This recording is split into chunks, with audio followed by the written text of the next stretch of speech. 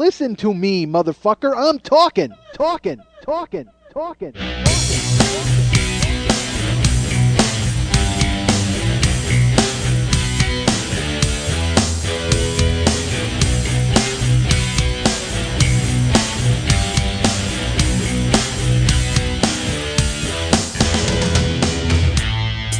I say horrible things sometimes because I think they're funny. My podcast is a verbal mosh pit because it's just me pinwheeling around. You don't know where the fuck I'm going to wind up, and I generally have no idea when it's going to end or start. I'm responsible for this whole goddamn thing. I want a little respect from you people. Hey, what's happening? Mike Schmidt, 40-Year-Old Boy Podcast. Here's exactly what I just said 5 seconds ago, folks. Fuck it. Let's go. That's it. That's the level of enthusiasm I'm bringing to you this week, folks, because I'm a little gassed. If at some point you hear snoring or if you hear just like a quiet shuffling and then a crash, that would be me and Lily, the two of us falling asleep and our heads smashing into one another because she just told me, oh, dude, I'm totally tired, and I've only had 2 hours of sleep. So we'll see how this works out. We'll see if we can somehow get through this together. Or will Lily and I sleep together on the air for the first time? I have no idea. See what I did? Who knows? I'll look forward to that. But let me ask you this, folks. I got a question, and you feel free to answer. Shout an answer in your car, in your home, or in your garage or your place of business. I don't know where you listen to this. Why would you listen in the garage? That doesn't make any sense. How bad is it if maybe people are married and your wife is like, dude, seriously, you're listening to that ass hat again? Get outside. And then you have to go to the garage and shiver in the cold and pray that the scream killer doesn't come in and kill Rose McGowan. All right. That happened in a garage, right? I think it did. You don't have to laugh. Please don't laugh. Don't ever laugh. Go to sleep. Fall asleep. I wish I was asleep. Folks, what would you buy, a wheelchair or a gun? If you had a choice. That's my question. That's the question of the day today.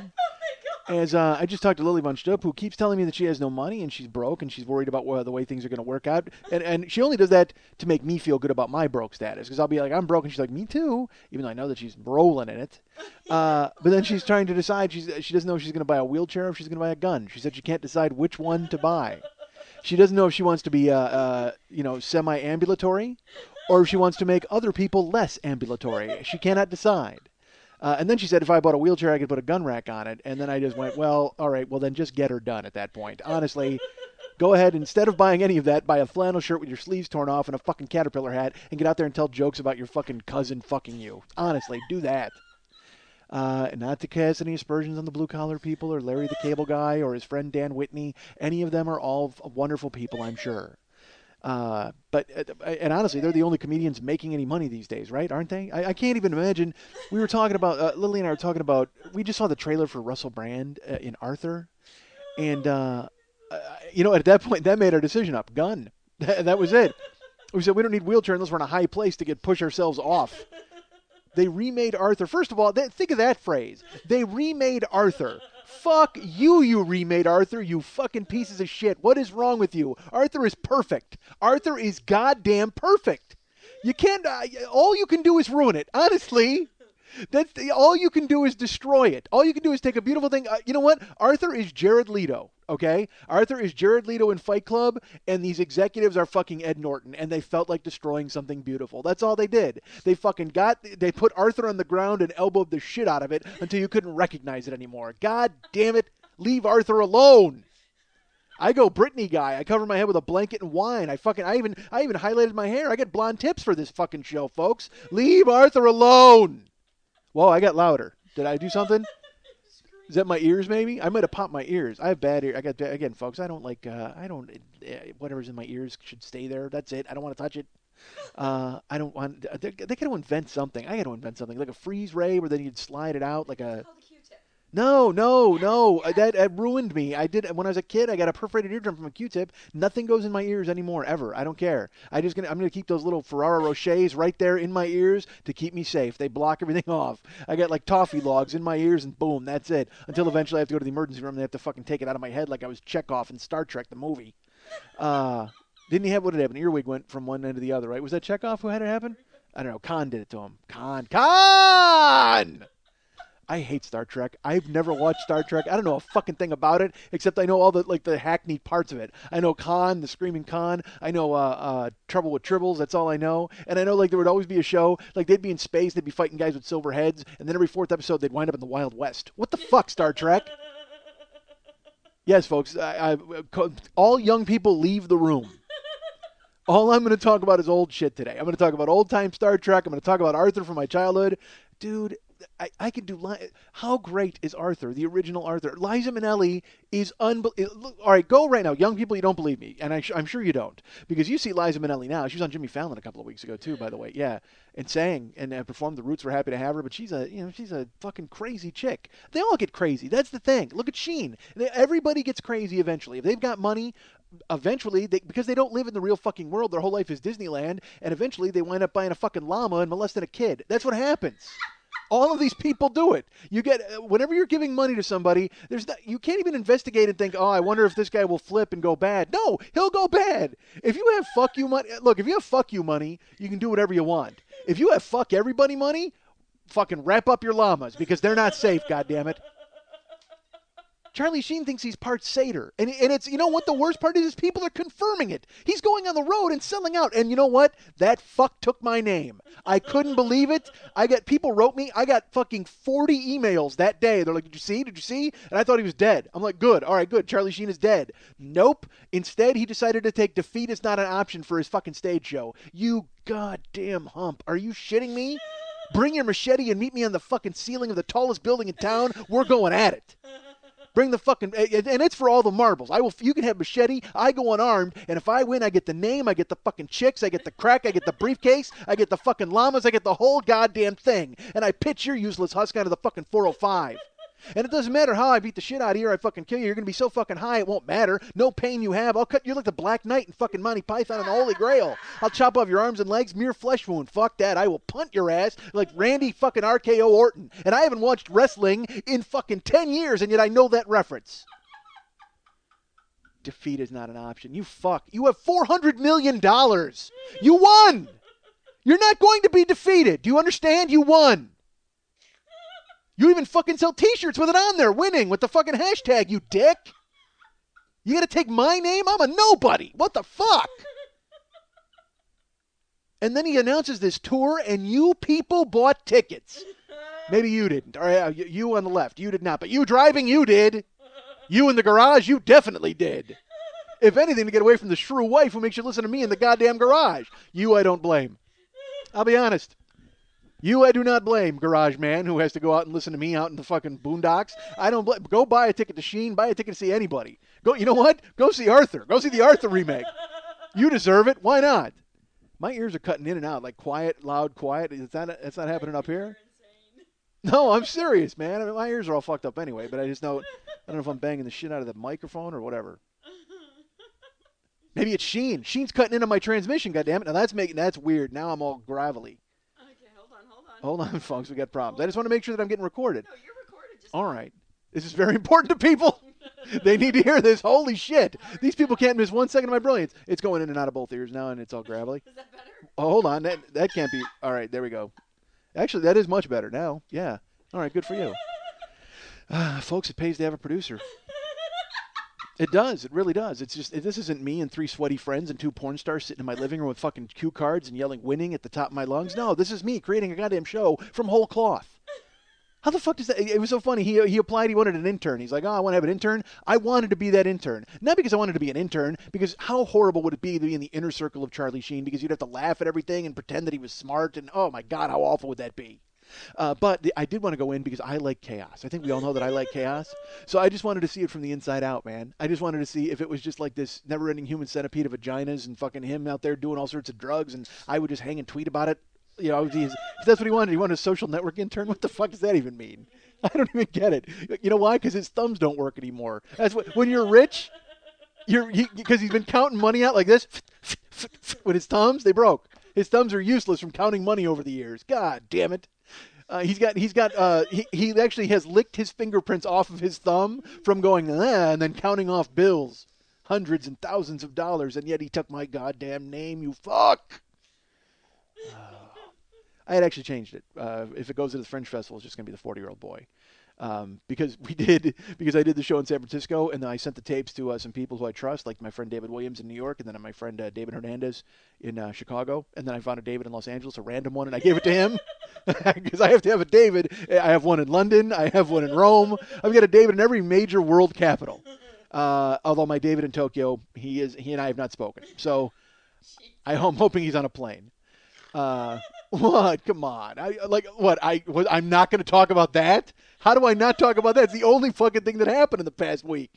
Jesus, fuck. I think here's what I think, all right, folks? I mean, Japan is just getting triple fucked by everything. They got earthquake, tsunami, and I wanted to go. That's the thing. You all know my love of the Japanese. And now I can't go because the entire northwest quadrant of the country is a fucking radiated tomb. Oh, God damn it. Unless I want, maybe, you know what? I'll bet the flights are cheap right now, though, honestly.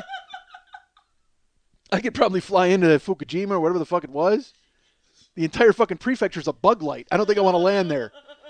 Oh, my Christ. I see it and I watch it and I'm like, I can't stop watching the fucking, and I'm of the mind that I don't know why they report anything else at all that's going on in the world. Why would you ever, because I turn on CNN and they're discussing what's happening over, and then they go, oh, but first, also on the home front, gas prices. Nobody gives a shit about gas prices. Are you kidding me? Right now in Tokyo, they're actually going back to 1945. Can we go ahead and have a camera on that before everything bad happens to our new Japanese friends? And I don't know why they're our new Japanese friends. We've been friends with these people for a long time, right? We've been close with those folks. So then when I see it happening and you see them just getting, they're actually getting gangbanged. I mean, honestly, to put it in a parlance that I will understand, they're getting gangbanged by nature. That's what's happening. There's fucking that earthquake and oh, fuck. I don't understand why they hop from story to story. But the funny part is, if they want to indulge themselves at CNN or MSNBC or Fox News and they want to hop from story to story, you can stay in Japan. You can report on the earthquake and then hop over to some tsunami coverage and then over to fucking Sanjay Gupta in a hazmat suit holding up a thing that goes, there's 0.004 milliliters. I don't know what the fuck that means, but I think it means don't drink the water, Sanjay, and come home. And the thing is, he's over there, but they don't say where he's at. They always say Dr. Sanjay Gupta in Japan. He could be on the complete opposite side of where the radiation is. And he's like, oh, it's not so bad. Well, of course it's not so bad, you dick. He's probably not even in Japan. He's in, like, New York's Little Japan. He's like, oh, the radiation's terrible here. Sure it is. There's lead paint on those buildings. Get the fuck out of there, Sanjay. Save yourself. And then they all went to Japan. Lily and I were talking about this. They all went to Japan. Like, Anderson Cooper went to Japan. Did you see the interview when they started to tell him about the radiation? And then he gets this weird look on his face like, wait a minute, you mean it might not be safe? No, it's not safe. Didn't you see God's cock roll through the country last week? Savaging everything in its path? Are you fucking shitting me? Lost his mind. God forbid you lose one strand of that silver fucking mop on your head.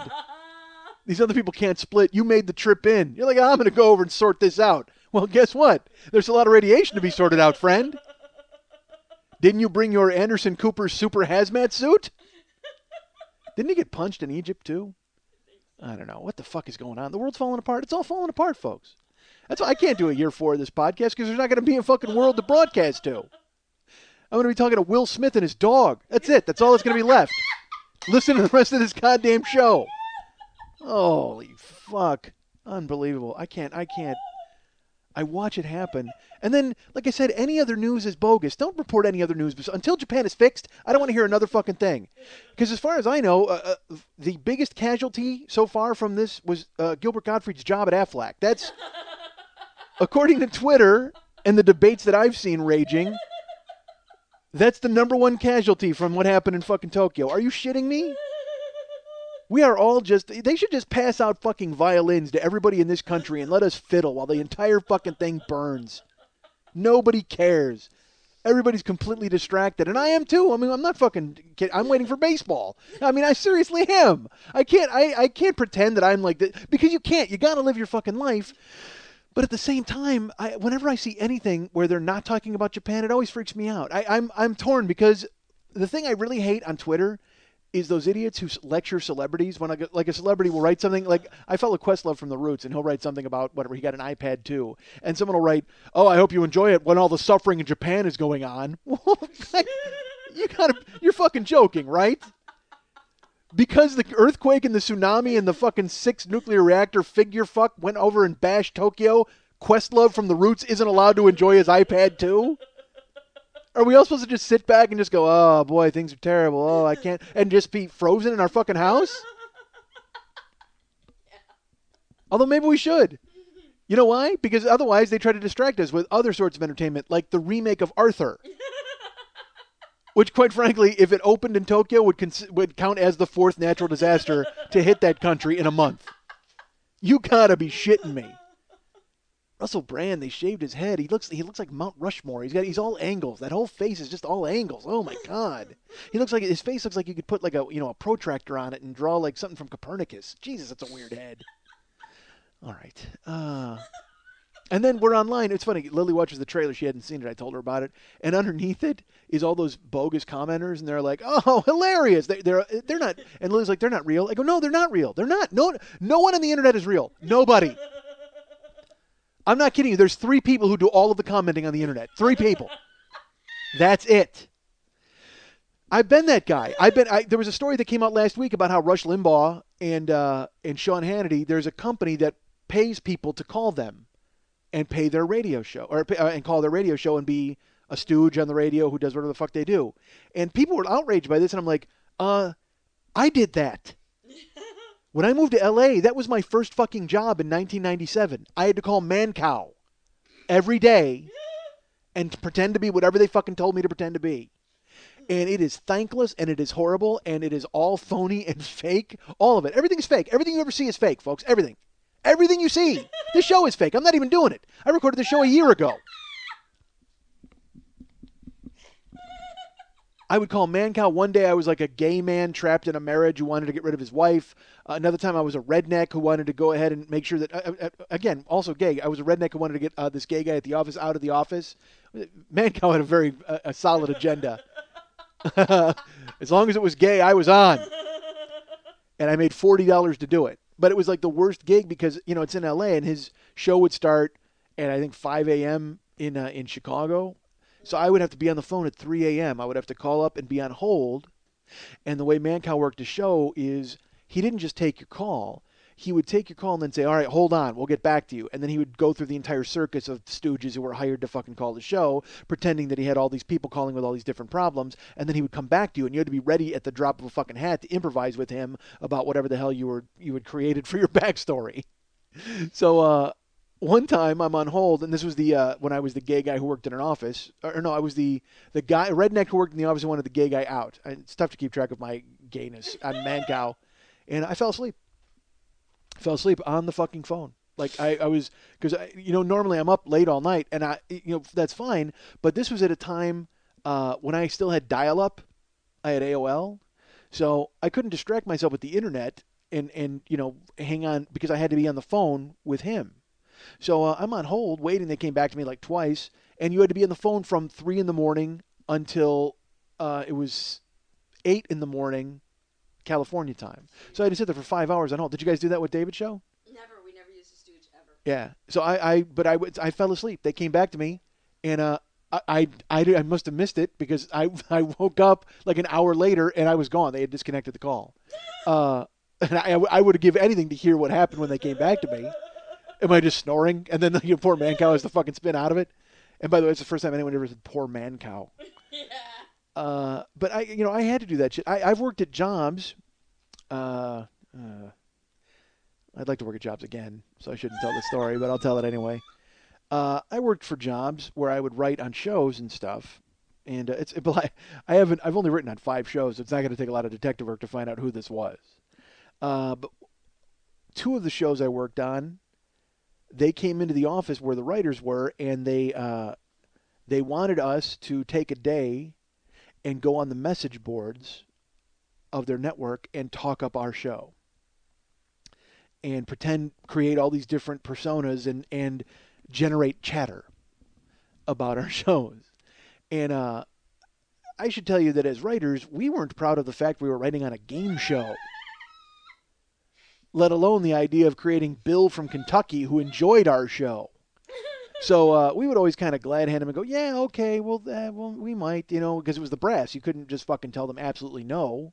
And then they'd leave, and all of us would do the universal, stroke off sign with our hands, be like, yeah, that's not fucking happening. But then they would get interns, and they would get the photo people and whoever else to go and take time out from their busy schedule and go, I really like blah blah blah, and go online. So again, folks, none of that is real. Anything you see on the internet is fake. It's completely. There's 3 people in charge of all of the commenting on the internet, and they're all hired by Mancow and this network I worked at.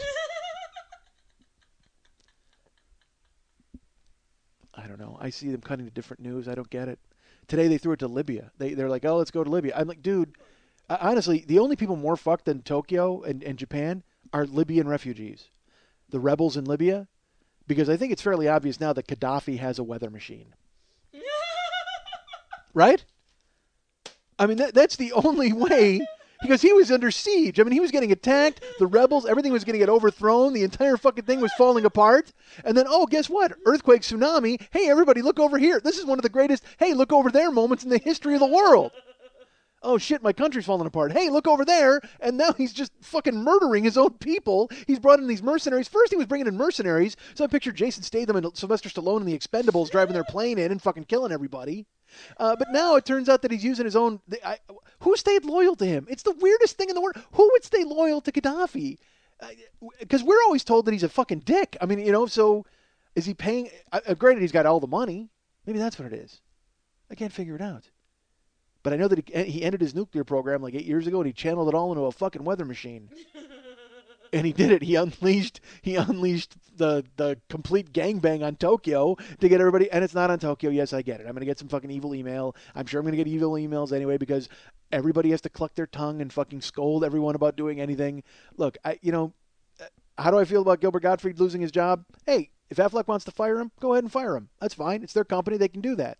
But at the same time, this is a guy who has spent the last fucking 15 years telling the worst racist jokes in the world on the Howard Stern show. Disney had no problem when they made him the goddamn parrot, and you guys made him a duck. This guy's got bad luck with birds. This guy needs to get a non-bird related job. That's the problem. He needs to stop being he needs to get out of the aviary and get back into the comedy clubs. And he's going to have plenty of time now because the fucking ducks fired him. And have now decided to have a worldwide search for the new Affleck duck voice, which I thought was honestly, you're being dicks at that point, all right? Because now you're just kind of branding yourself onto the disaster. Like, look how noble we are, and we won't stand for this. So let's take this time to announce our worldwide search. Why didn't you just go to Tokyo and find some radiated dude, and go, hey, you're the new Affleck duck.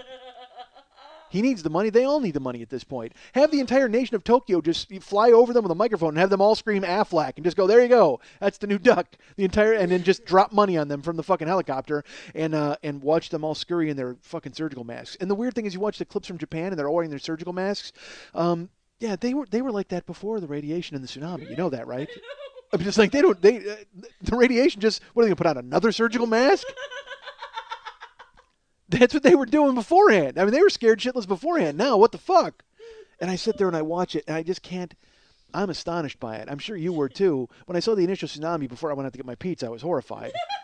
And then I TiVoed it, of course. And then I came and watched it, and we kept backing it up, and I'm going, you got to be fucking joking.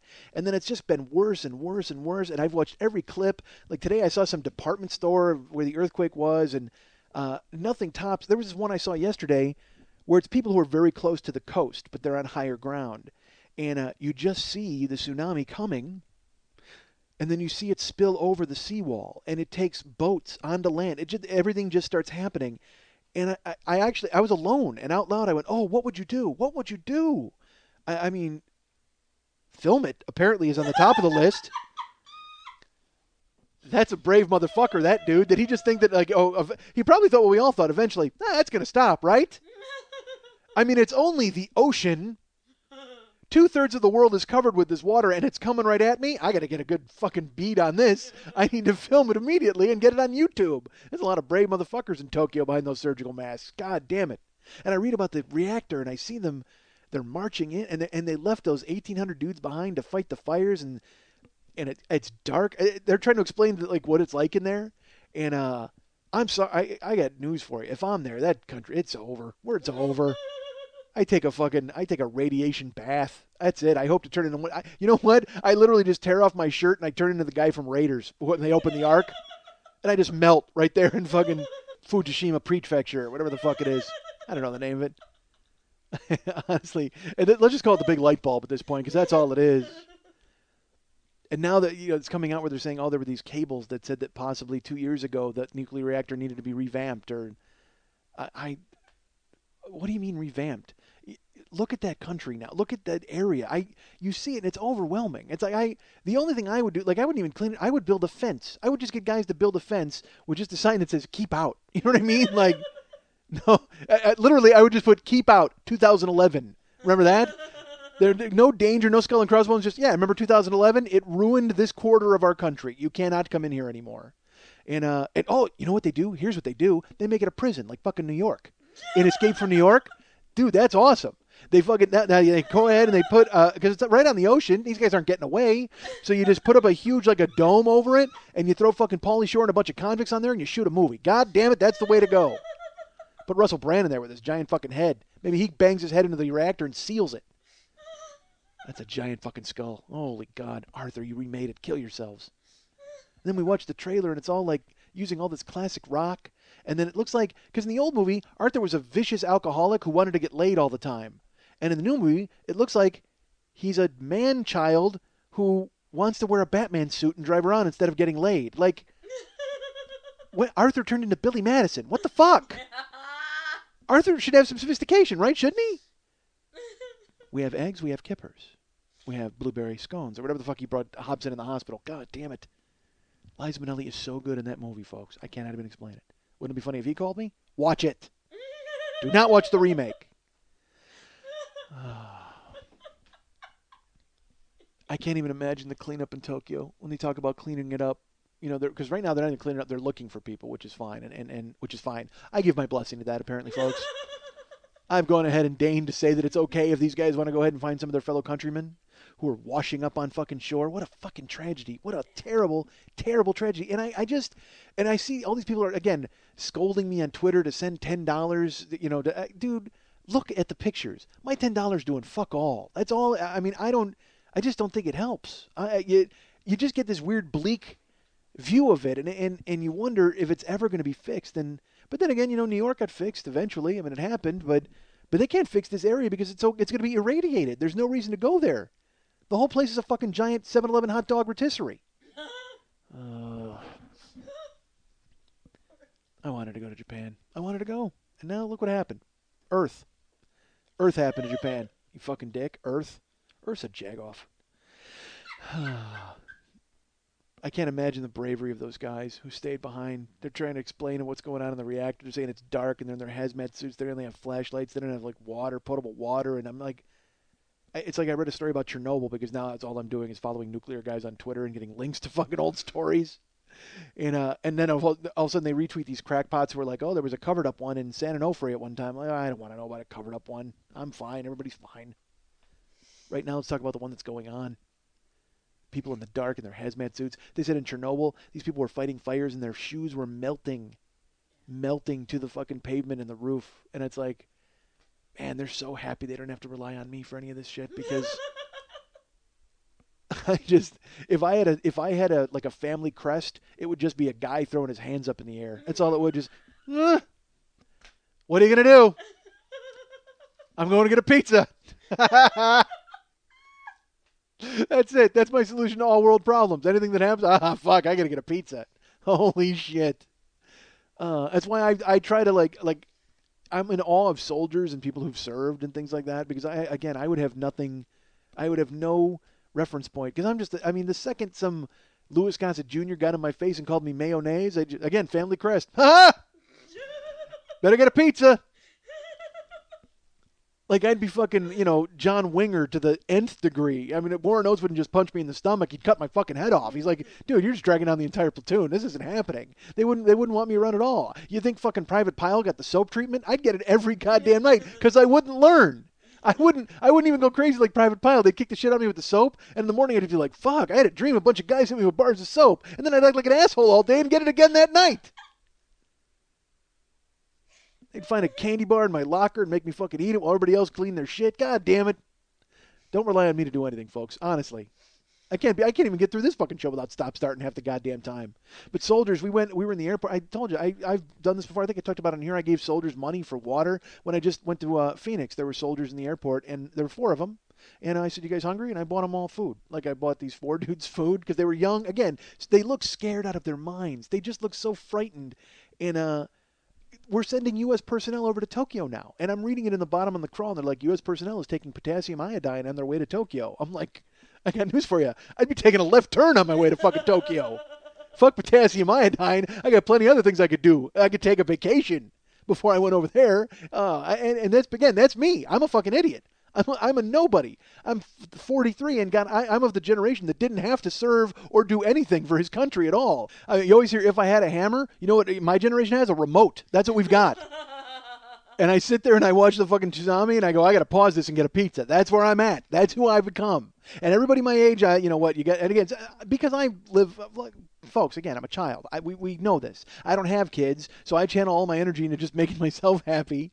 But I couldn't do what these guys do, any of these fucking soldiers. We bought a guy a haircut. Last time I went and got a haircut, there was a guy there in his, in his fucking army costume, whatever the fuck, outfit. Well, I'm tired, folks. I'm very tired. His fatigues. And he's sitting there, and Karen comes to me and she goes, "Can we buy his haircut?" I said, "Yeah." So before I left, I went to the thing and I said, "Hey, I'll cover his too." So they rang it up, and then Karen went over to him and we thanked him, and we he was very nice. Although I gotta admit, part of me just thought, hey, why don't we just bring him home and shave his head? I mean, honestly, he's, you know, I save $20 and we make a friend. Why not? Wouldn't he rather have that? Let's bring him home and make him a sandwich, and I'll shave his head. That'll save us all $20 and some time, and he gets a sandwich out of the deal too. But God forbid I argue with Karen. So we bought his haircut. But it's important to me to keep these guys fucking active and doing their thing because I'm not going to do it. I'm not.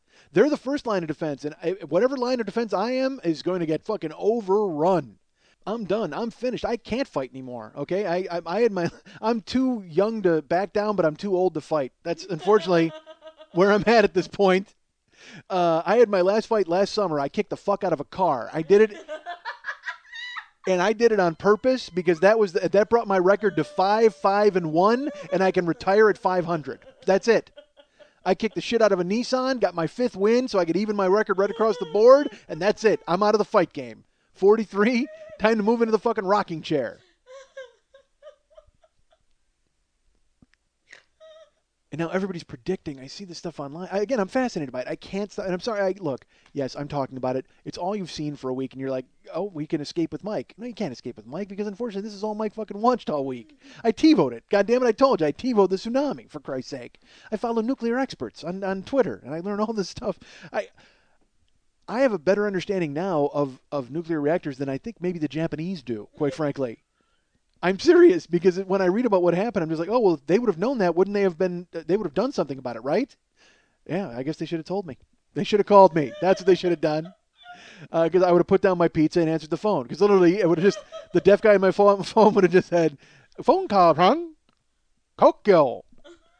And it would have been the entire city of Tokyo would have had me on speakerphone. And I would have said, hey, clean up your shit.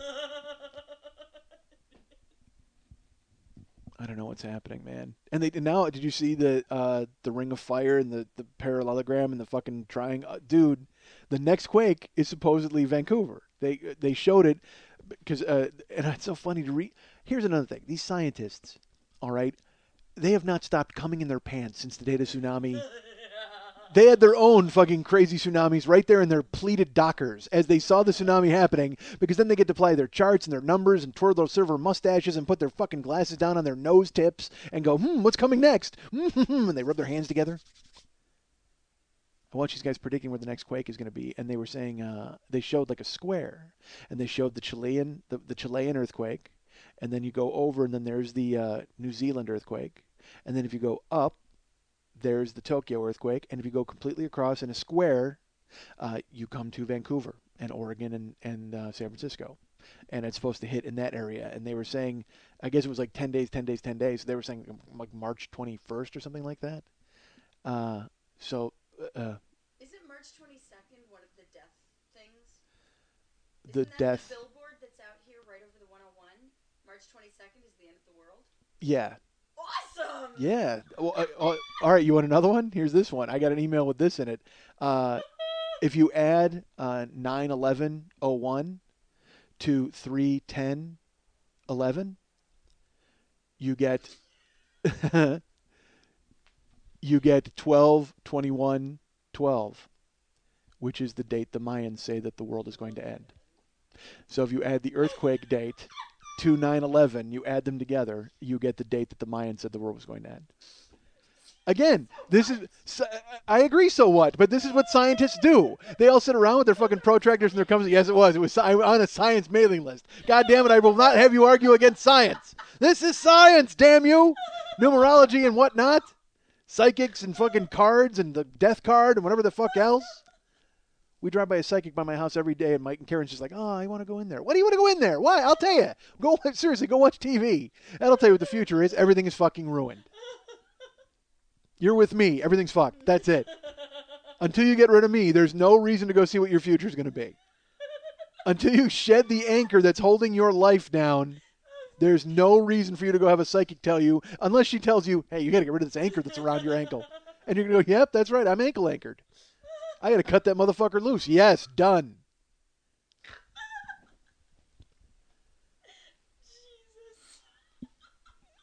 I try to talk to her about the tsunami, like I'm trying to talk to Karen about it, and she just want to hear it. She's like, nah. In the beginning, the first day we watched it and stuff, but I think her OCD is worse than mine, man. She just wanders off. You know what I mean?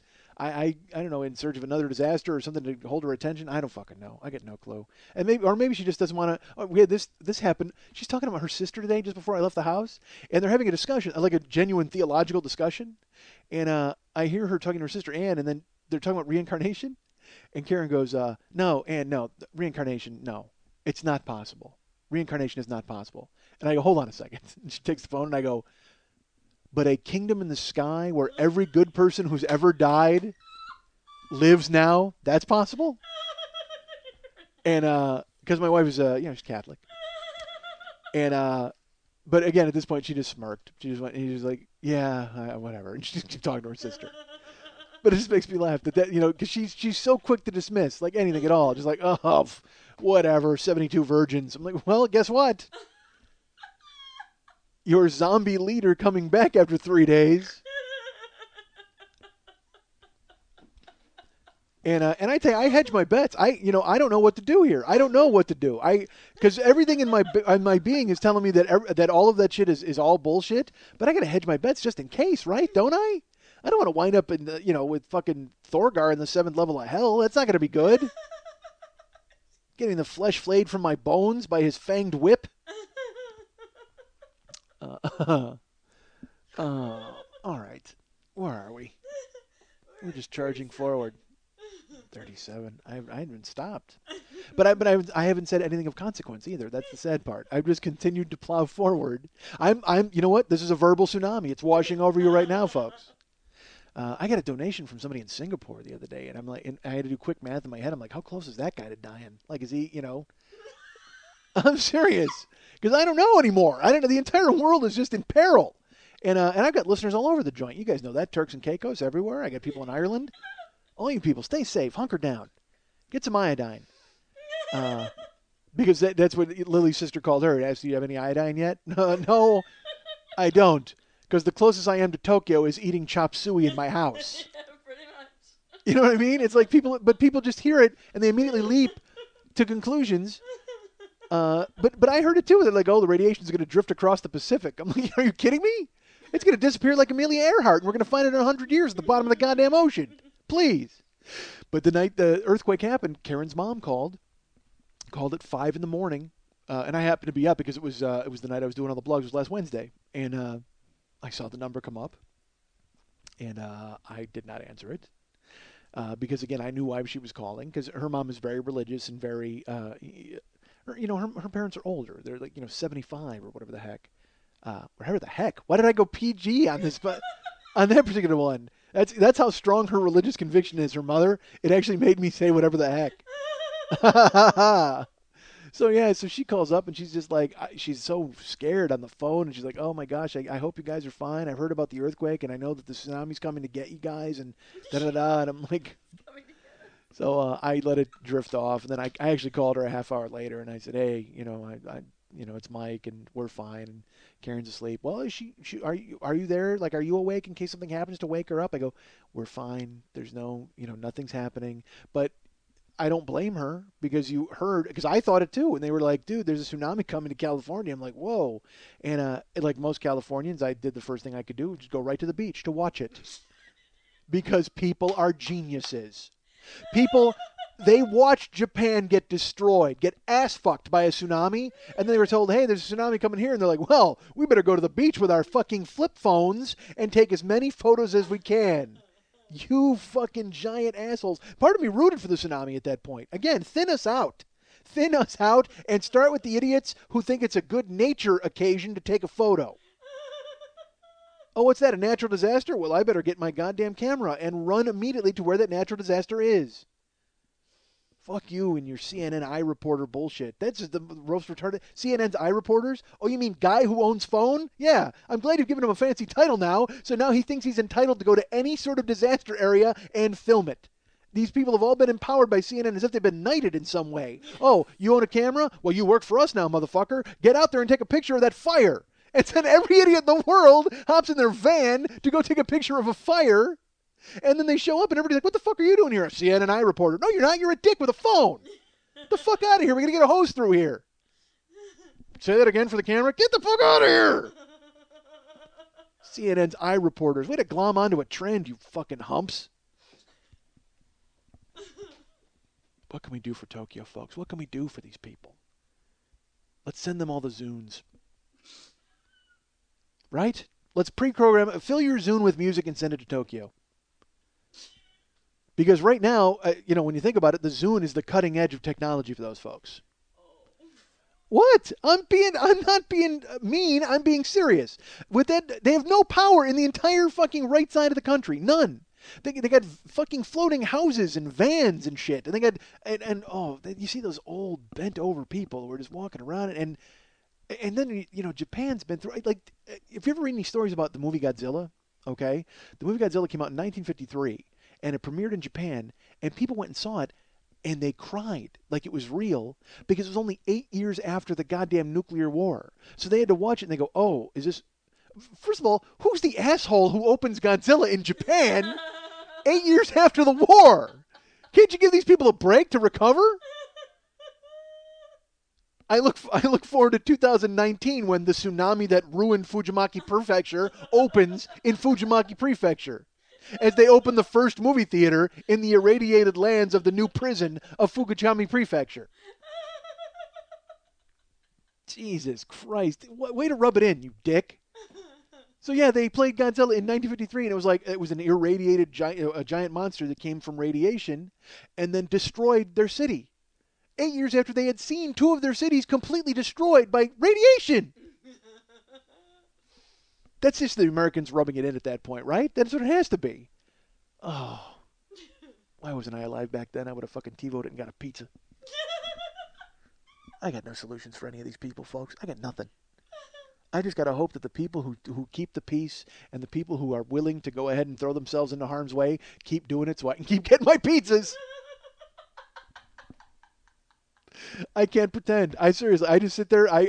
What do I do? If someone came to me and was like, hey, help, I'd just be like, you know what? I'd give them the Pete grin. Like I talked about, like Pete with just the grinning face and the nod. I have to laugh in your face if you think I'm going to be any help whatsoever. And now, by the way, let's clarify. I'm talking about large-scale disasters here. I mean, if you got a cat stuck in a tree, I'm your man. Call me up. I'm in. That I can help with. You want me to go ahead and feed your dog while you're away? Done. I can pull that off. Bring your mail in? Yeah, if you trust me to. Who listens to the show and tells me, hey, Mike, can you watch my mail? Nobody. Nobody trusts me to watch their mail. I'm going through it. I'm feeding the dog. I'm watching your porn. You don't want me in your house. I'm bad. You know what? I'm bad in a short-term disaster and a long-term disaster. Or a vacation. You go on vacation, you don't want me involved. Keep me away from your things. I can't be trusted. We know this, right? That's all I do. I just grin in your face. Just grin. You know what? Because the Pete face is just like this big grin, like kind of like in the squinty eyes. You know what the Pete face is? Really, when you think of it? It's like the 4chan troll face. Like troll face, the internet troll face. That's what it is. It's just that fucking troll face, just like, and you'd be like, "Hey, Mike, there's a huge natural disaster and a tsunami on the way," and I'd just be like, "LOL, what?" That's what I would say, and then I would make the troll face, and then I would fucking move on, and you would be forever alone. It's all 4chan, dummy. All right. God damn it! I just don't know what to do. I'm paralyzed. Look, I have nothing going on in my life. I know that. We know that, right? But then when I see those people, I'm just like, oh, at least I got this. I got, I can go get a pizza if I want. I can pause their horribleness and go get a pizza. They can't get a pizza, those people. The good news is they can get a frozen pizza. Just walk outside and cook it. It is awful. It's a terrible thing. I can't watch it. All I do is watch it and follow these nuclear dudes and try to figure out what the fuck's going on. But also, I will tell you this: with Twitter and the immediacy, as I mentioned a couple of weeks ago, I just want it to happen. I just want them to say, oh, everything melted down or everything's fine. I'm tired of this long-running miniseries. Fuck you, rich man, poor man of Tokyo. Melt down. I don't want to tune into Roots. I want to see a goddamn short feature.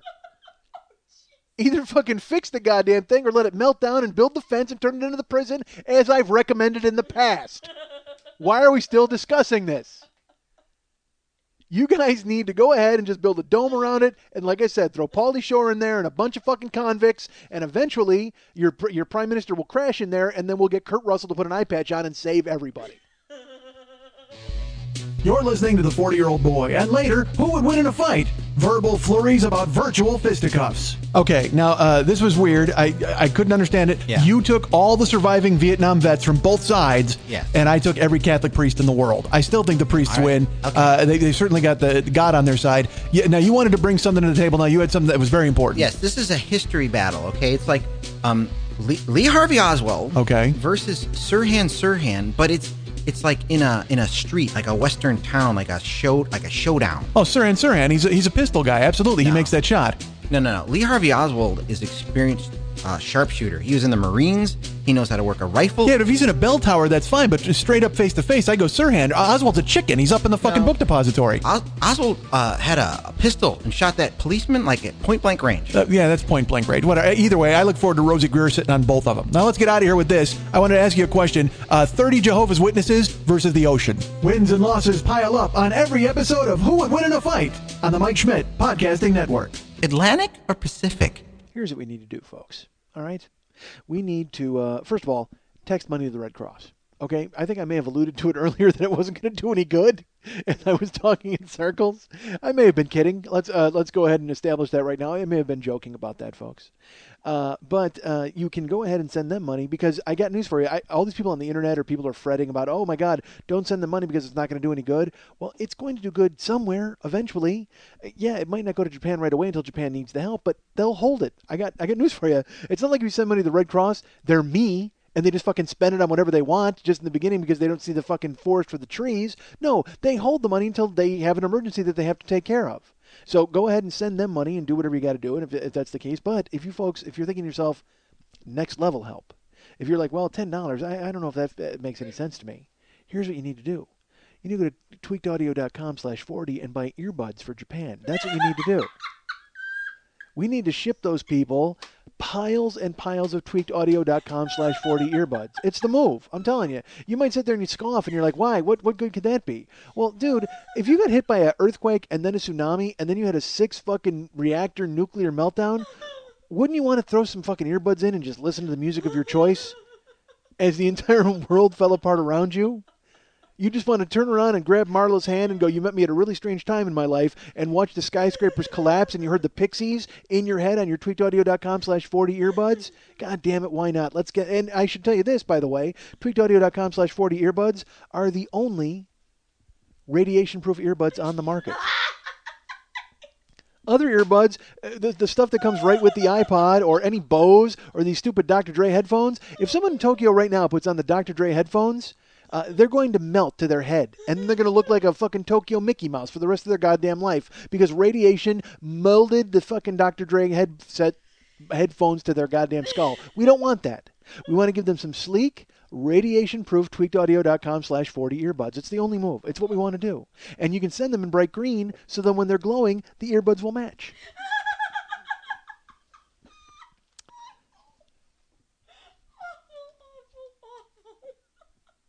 Here's how I know they're radiation proof. As I'm sure you're scoffing. Right now you're scoffing. You're like, dude, there's no way those are radiation proof. I was in I had an incident that I can't talk about right now, but I will eventually at some point. And I had to have a chest x-ray. Okay. And when I went in for the chest x-ray, I had my iPod and my headphones, and I'm like, oh my gosh, where do I put these? He goes, well, you don't want to bring them into the MRI machine and with the chest x-ray. And he goes, let me take those. Doctor grabbed him and he looks and he goes, wait a minute. Are these tweakedaudio.com/40 earbuds? Here's what you need to do. Put one earbud over each nipple to protect yourself from the harsh cathode rays that I'm about to expose you to. Because apparently I was getting my chest x-ray from a television. And he's like, put one earbud over each nipple and it will protect your sensitive nipple skin from getting burned. Because I don't know if you know this, tweet40.com/40 earbuds are radiation proof. I said, I did not know that. I just thought they delivered fine tunes and were available in ice cream flavored colors. Like mint chocolate chip and whatever the fuck. Whatever the fuck. That's a great color. Oh my God, that's actually their top seller. Right now at tweetaudio.com/40 earbuds, whatever the fuck color is the best. Pick it. Just choose it. And for a limited time, if you order 10 pairs of earbuds from tweetaudio.com/40 and have them sent to Japan, we will send you a copy of my family crest with the shrugging man on it. It will come right to your house and you can fly it proudly from your flagpole. You can actually get a soldier to put it up there because you don't want to do it, folks. You just want to sit in your house and TiVo something and eat pizza because that's how you live your life. So go to tweakedaudio.com/40 earbuds and let's go. Let's get some earbuds for Japan. That's the move. Well, I mean, the earbuds will go to you first. Or we can go to you could just say to them, hey, send these to Japan. I'm sure they'll do it. Why wouldn't they? They work for me. Yeah, you heard it, Bruce. God damn it, at tweakedaudio.com/40. These people want to buy earbuds for Japan so those people can stop listening to their lives and go ahead and ship them over there. All right. You could buy the ones that are coated in iodine. Those work very well. It's not awful. I mean, what are you going to do? I can't ignore it. I can't ignore that it happened because that's all I've done is sit there and watch it. And every day there's a new thing on YouTube, and every day there's something else for me to watch. I can't talk about what I went to a movie. Nobody wants to hear I went to a fucking movie. The world is ending.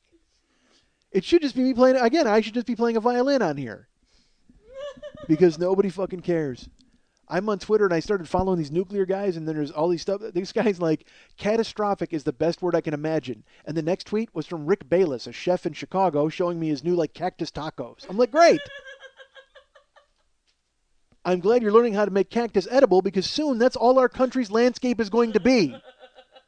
Once the radiation cloud drifts over from our friends in fucking Frimajaka Prefecture. And you might think I mispronounced it, but it is ever changing because of the radiation. If you take a look at a living map, the letters are fucking completely out of shape. Thanks to the 6-core nuclear reactor meltdown and the 9 earthquake and the tsunami. If that shit happened to you in a board game, you'd quit. How do these people soldier on? Old people bent over like at the waist with the surgical masks on, looking for their coin purses in their fucking shattered huts. How do we live? I don't understand. I can't.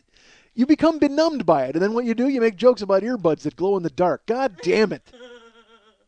I can't. I don't know. I don't know what to do. I don't know what's happening. And yet, you have to live your life. You have to just move on, right? You can't, I just don't think you go without acknowledging it, but you also can't fucking sit there and suck your thumb and hope everything goes away. That's for smaller problems like credit card bills and things like that. That's what you hope goes away. That's the kind of stuff you ignore. You can't ignore this big picture stuff. You can just TiVo it and pause it and then go get a pizza. All right. We wound up going to Two Boots. Two Boots is a New York pizza. It was good. All right. No one cares. I thought you just wanted to know what pizza went best with disaster. I watched that over and I watched it well into the night. And the thing is, look, CNN and Fox, these people have forgotten how to cover news. CNN is not serious until overnight when those English people show up and take over CNN. I don't know who those people are. And I don't know if it's just because they have an English accent, but what they're saying seems important. They're bringing me news that I care about. During the day, I got to see fucking. I'm watching the coverage of the tsunami, and over a few days, and then just yesterday they're like talking about the nuclear reactors and about how there's going to be this catastrophe, and then of course I paused it, and then I went and got some pizza, and I came back, and when I hit play, Piers Morgan was on talking to Petra Nemkova about her experience in a tsunami in 2004, and you know that CNN was so happy to realize that a beautiful person had once been in a tsunami. Because they're like, I can't talk to these bent-over crones over in fucking Japan. Give me someone who's hot. We need a hot tsunami person that we can talk to. And then they talked to Nate Berkus, who wound up losing his boyfriend in the thing. And I guess those are relevant because those guys have lived through it, and they can give you a unique perspective of what it was like to be in it and live through it. But at the same time, it's so transparent that CNN would put them on because, they won't put on the other 8 million people who were in a tsunami. They just put on the one who looks good in lipstick. And Petra Nemkova. But these channels have forgotten how to cover news. They've forgotten. So I went up watching Al Jazeera all night long on cable, or not cable, on internet, or I watch BBC. I watch the BBC reports because they actually kind of cover the news, and they don't have to cut away to tell me that Nate Dogg died. Look, I like Nate Dogg. Certainly he was allowed to regulate. But I can't be interrupting the nuclear meltdown of Japan to tell me that this goddamn singing hip-hop R&B guy died. It doesn't fucking work that way. Why are you doing this? Folks, I don't know if you've heard, devastation out of Europe. A crazy occurrence. A nuclear meltdown has claimed the entire nation of Italy. Right now there's chaos. We have a live feed, but first, I don't know if you've heard, Jeffrey Osborne has the flu. God damn it, get your priorities straight. If Prince dies, huge news. That's bigger than a tsunami. I get that. If Prince Rogers Nelson ever dies, by all means, cover that with the absolute vigor that you've covered the Tokyo tsunami. I keep saying Tokyo. Tokyo's still standing there. It's Fukushima Prefecture that we got to worry about. I don't know what it's called, Fukujubi? I don't know. Again, as it is now, Fukujubi. That's right. And again, as I said, it's just an ever-changing landscape. It's right now, it's about to be, Japanese state prison. Cover it up. Big dome. Pliskin. All right. But I can't not deal with it. I have to talk about it because it's all I fucking stared at for days and days and days. I got an email last week. And this email, out of the blue, folks. I get an email, and it's from a person who says, hey, we wanted to get your avails for next week to see if you're around. We're from an HBO show called The Life and Times of Tim. And part of me wanted to go crazy because I never hear from anybody in show business at all. So part of me wanted to completely queer the deal immediately by writing a 4-page note about how happy I was to hear from them. But then at the same time, the real part of me, the cool part of me, the one who understands things a little bit, realizes they just sent me an email. It's not like, Christ, I haven't been signed as a series regular. Nobody did anything. But it was just weird to get it out of the blue. You know what I mean? When I get these weird emails, it just seemed strange that a casting director would write me. Because I was full of beans. I needed questions answered. And at least it distracted me from the goddamn tsunami. And I put my pizza down, and I'm like, well, I got to answer this email. And I'm like, whoa. Hey, it's like a girl, man. You can't answer them right away. You got to fucking back off a little bit here. You can't pretend that you're too eager. Your schedule is so full right now. You don't know if you can make it. Idiot. So it said, are you available? So I waited an hour, because, again, I'm very important. And I wrote them back, and I said, and I tried not to sound too desperate. I'll leave it to you folks to see how it feels. All I wrote back was, thanks for thinking of me. I'm available at your convenience next week. Let me know when you would need me. Mike. Because I didn't want to go crazy with the, oh, pretty lady television show. Oh, hire me for the show. I'm so funny. So I just tried to be cool about it, but I did mention that I was available any hour of the day they would need me. At your convenience, kind sir. And that was it. So I got that email. I'm like, oh, okay. Well, it was a blip on the radar. 2 days went by, and now I'm normally not the chaser I'm bad at that because I always think that if you follow up or you chase, then you look desperate, or if you did. And this may explain why I never work ever at all, and I never get any jobs at all. Because I always feel like if you establish the initial contact, and they have my information and they can contact me if they have to. But this time I thought, you know what, Mike, pursue it. Why not? Take a shot. So a couple days went by, and then I wrote them an email. I said, hey, haven't heard back. Just wondering if you were still, if you got my note about my avails, and if you needed anything else from me, thanks.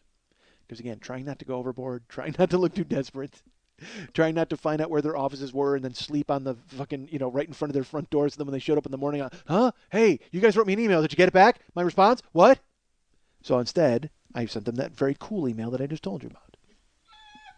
And then they wrote me back shortly, and they said, yeah, no decisions have been made yet. We have your information if we need it. And, of course, that immediately meant to me that I had blown it. Because why didn't they say, oh, we think you're great? Why didn't they say, why didn't they say, no, don't worry, things are still looking good for you? No, instead they were like, we have your information, which usually means don't let the fucking door hit you in the ass on the way out, which would have made no sense as I was in my own home. So I'm sitting there, and I go, well, you know what, dude, that's fine. So I just, because then you get that weird thing where you want to write them back and go, okay, thanks, just stop the communication. So I decided not to write them. And this was on Friday. And then the weekend passed, nobody contacted me, and so then they had wanted my avails for the following week. Well, now here came the following week. No news from these folks. And I'm like, oh, God damn it, what a bummer. All right, well, that's fine. I did all I could do. So I was sitting at the computer on Monday, got an email in the morning, and it was from them, and it just said, hey, Mike, are you SAG? And I wrote him back and just said, yep, SAG-AFTRA, because, again, trying to be very cool and calm. But that's a good sign. If they ask you your union affiliation, as long as you don't live in Wisconsin. If you live here, it's still a decent thing to be involved in a union. In Wisconsin, apparently, which I don't get. Don't get me started on that. Look at that fucking. That's a tsunami of people's rights being taken away, and I can't start. All right, forget it. Fucking Wisconsin. I grew up in a union family. I see it happening. I grew up in a union family. I mean, my mom was my dad was a Teamster before he drank himself to death, and my mom was in the meat cutters union.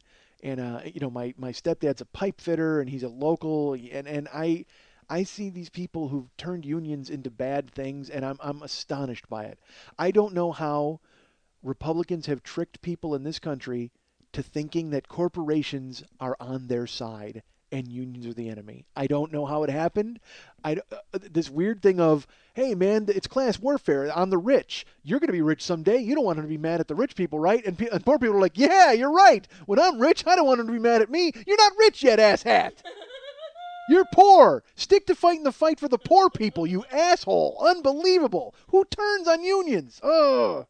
And yes, I avoided it as long as I could. I'm sure I'm going to get beleaguered by everybody who's going to be fucking right. Beleaguered?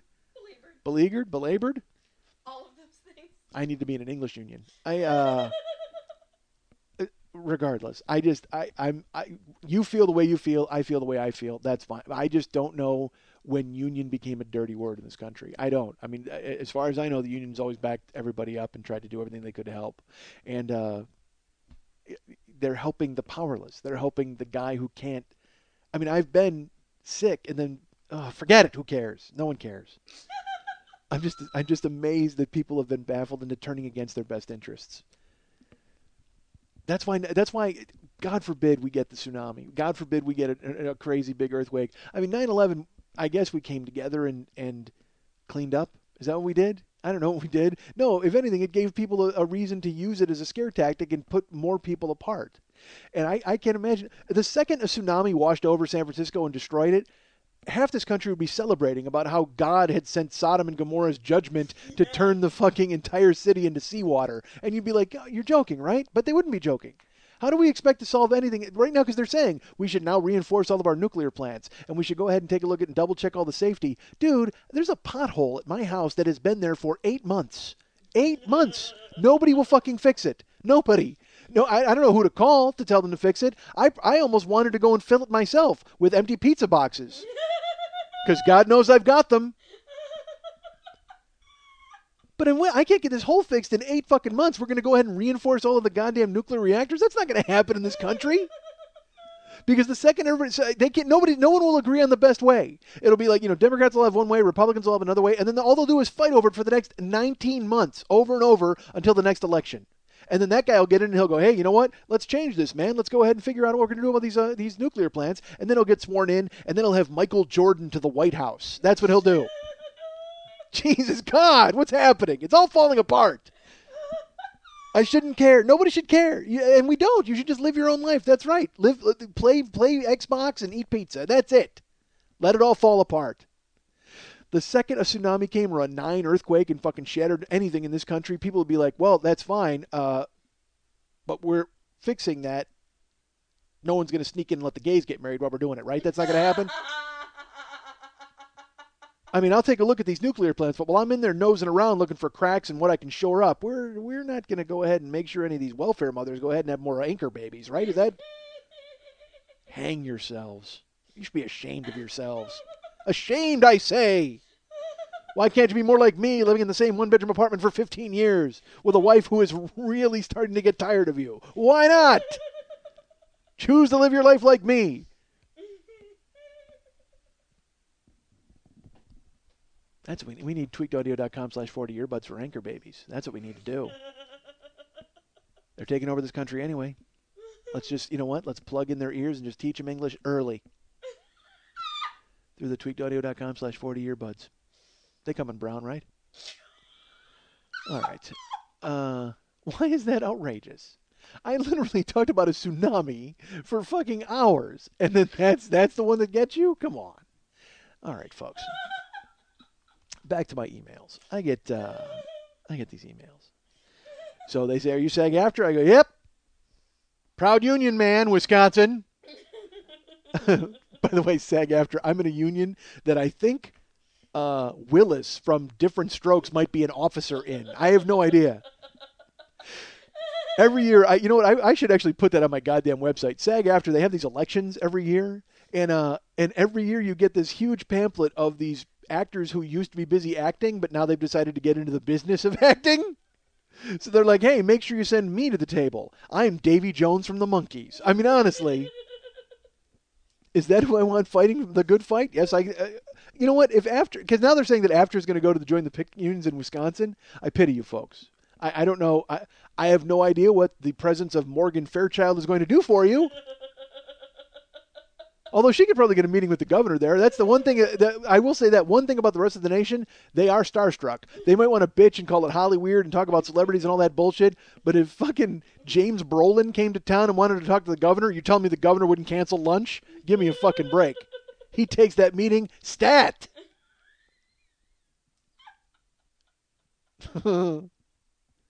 Sir? What is it now, Johnson? I'm signing legislation. Bo Bridges is here, and he'd like to have a word. Send him in! From the Fabulous Baker Boys? Oh, my Lord! What's your brother really like?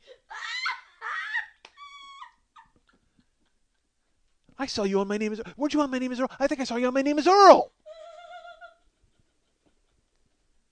Governor, can we interrupt for a second? What is it now? I'm having a very difficult budget meeting. We're trying to figure out what's happening here. Steven Weber is here, and he would like a word with you, possibly.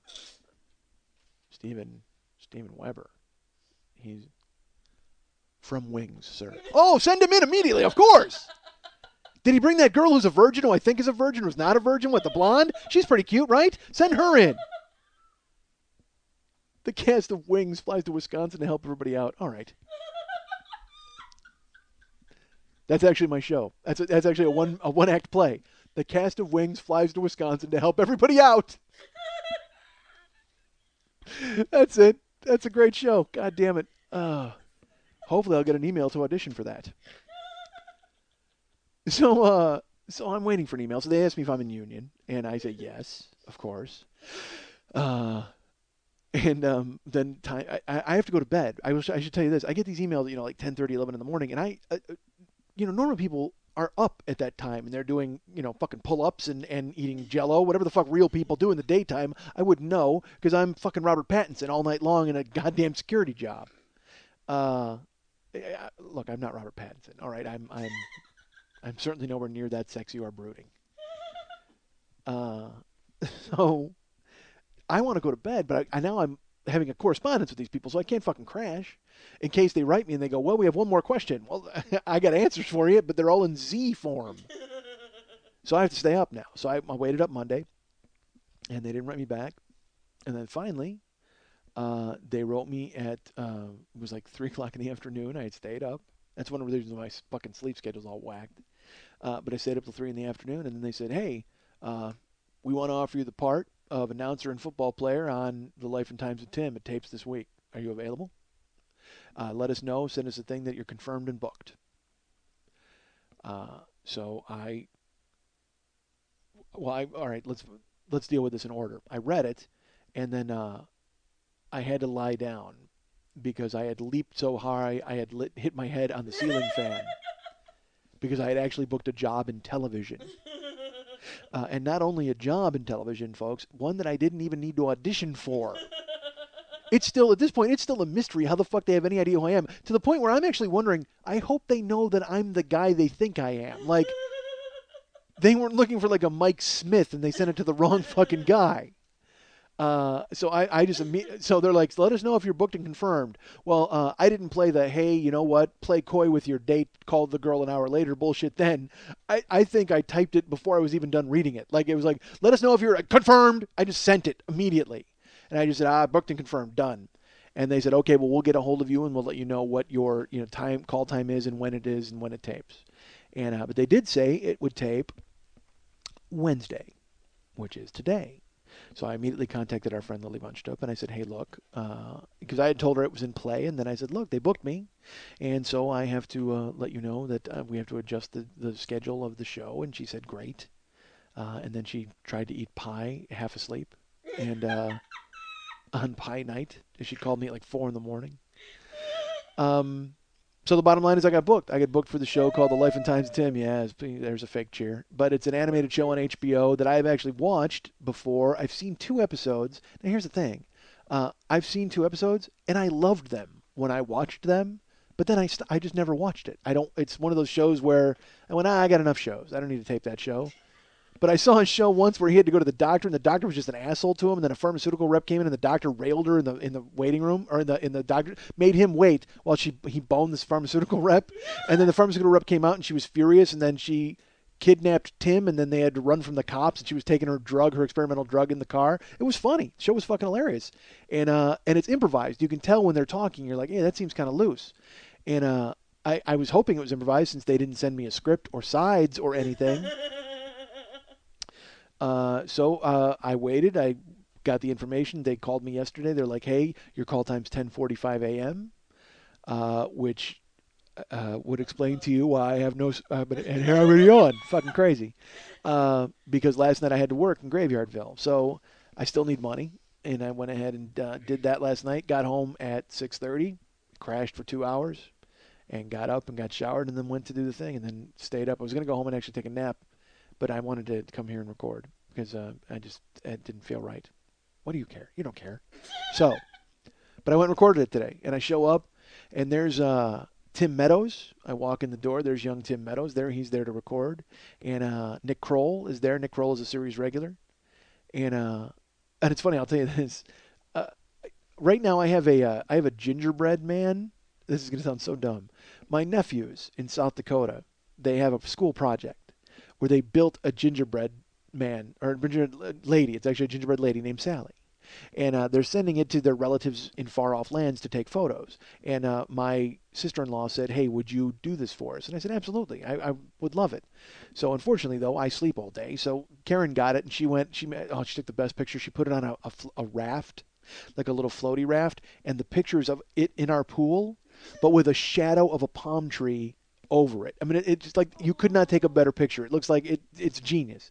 And then Karen went down to Hollywood, and she took pictures of it at the. Oh, well, I should tell you this. Hold on. So she took pictures of it with the Hollywood sign and then at the Hollywood Walk of Fame and all that kind of stuff. So I took it today to the recording session because I was going to take a picture of it with me in a recording session, thinking, why would my 6-year-old nephew care that that he's on a music stand with a script for the life and times of Tim? He's got no fucking clue. And then part of me, when I walked in and I saw Tim Meadows, I'm like, dude, how funny would it be to have Tim Meadows hold Sally up and I would take a picture and send it back to them in South Dakota. But then I also realized my 6-year-old nephew has no fucking idea who Tim Meadows is. Although the fact that he's from South Dakota and he grew up there, having a black guy holding it would probably be novel enough. I got to think. Even my sister-in-law might have been, who's that? I don't know, but it's a black guy, so that works out. Yeah, that's fine. He's never seen one of those either. So he doesn't care if he's famous or not. He's just like, wow, that guy's different than me. So I should have done it, I guess. I'll tell you, let me go ahead and tell this. I talked about Karen going out and taking the pictures and stuff like that. My wife's been going out walking in the daytime. And she goes and walks a couple miles in the morning, and I would love to join her at some point when I have a real fucking life. But she goes out with, she made a friend in our apartment complex, and they go out together and they walk around. So I got booked for the show. I got the email that it said, you're booked and confirmed. I said, I'm booked and confirmed. Done. And I was going to go to bed. So it was in the afternoon, and Karen was out. And she called up. And I was about to go to bed. I go, hey, what's going on? And she goes, nothing. And I had not told her about the email. Because I will tell you this. You never tell anybody anything until the job is finished. In Hollywood, anyway. If you're a plumber, I guess you can say whatever the fuck you want. Hey, I got to go fix 9 faucets today. Well, if you only fix 7, no one's going to give a shit. But if you say, I'm going to do a TV show today, and then you don't do the TV show after you've told everybody you're going to do it, there will be a lot of questions. Like when I did basketball, and I told my friends I filmed on it for 3 weeks, and I filmed all these different scenes, and then my friends all saw basketball and never called me because I was cut out of the entire goddamn movie. So I don't tell anybody. So I didn't tell Karen even that I had gotten these emails. I had told Lily because I had to make the recording schedule jump, but I didn't tell Karen. So Karen calls me, and it's the afternoon, and she's like, hey, what's going on? I said, nothing. I said, I got to tell you something. And she's like, well, I got to tell you something. I said, okay. I go, well, you know what? I said, you go first. She goes, no, you go first. That's fine. I said, okay. I just booked a television show. She's like, oh, that's great. What is it? And I go, it's a show on HBO. It's called The Life and Times of Tim. And she goes, okay, don't get mad. And I said, what? And she goes, well, I was walking with Naomi, and, your pedometer, your new pedometer, because I bought a pedometer because I was going to walk.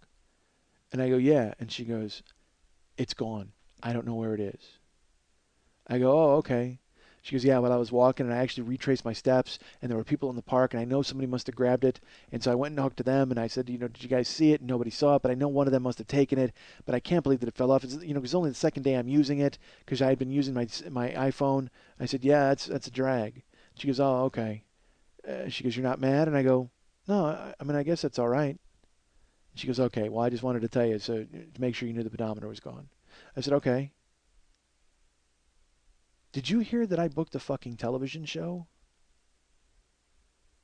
And she said, well, yeah. I said, okay. And she goes, all right, I'll talk to you later. I hung up the phone.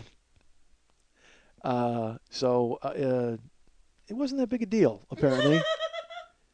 The missing $20 pedometer was certainly bigger news than me booking a SAG television show, which is worth roughly 40 pedometers. 45 pedometers. I don't know. Who fucking cares? We'll see. We'll see what it's worth. But it's just, and again, I don't tell you that to accuse anyone or to paint anyone in a bad light. I understand when something happens to you. And the thing was, here's what drove me crazy. I didn't even... I hadn't told her, oh, I'm in play for this television show. This was the first she was hearing of it.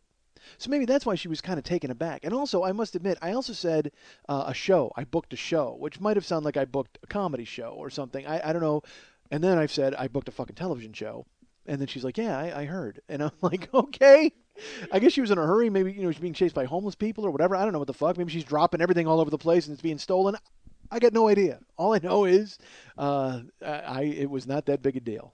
And It's so funny. You always hear these stories about husbands who are like, once they get married, they're like, oh, they're the second class citizen or whatever. They got to drive the shitty car and all that. I've never been that guy. I mean, Karen and I are in it together and we're slogging through it. And but boy, that sucked. I'm not gonna lie to you. God damn it.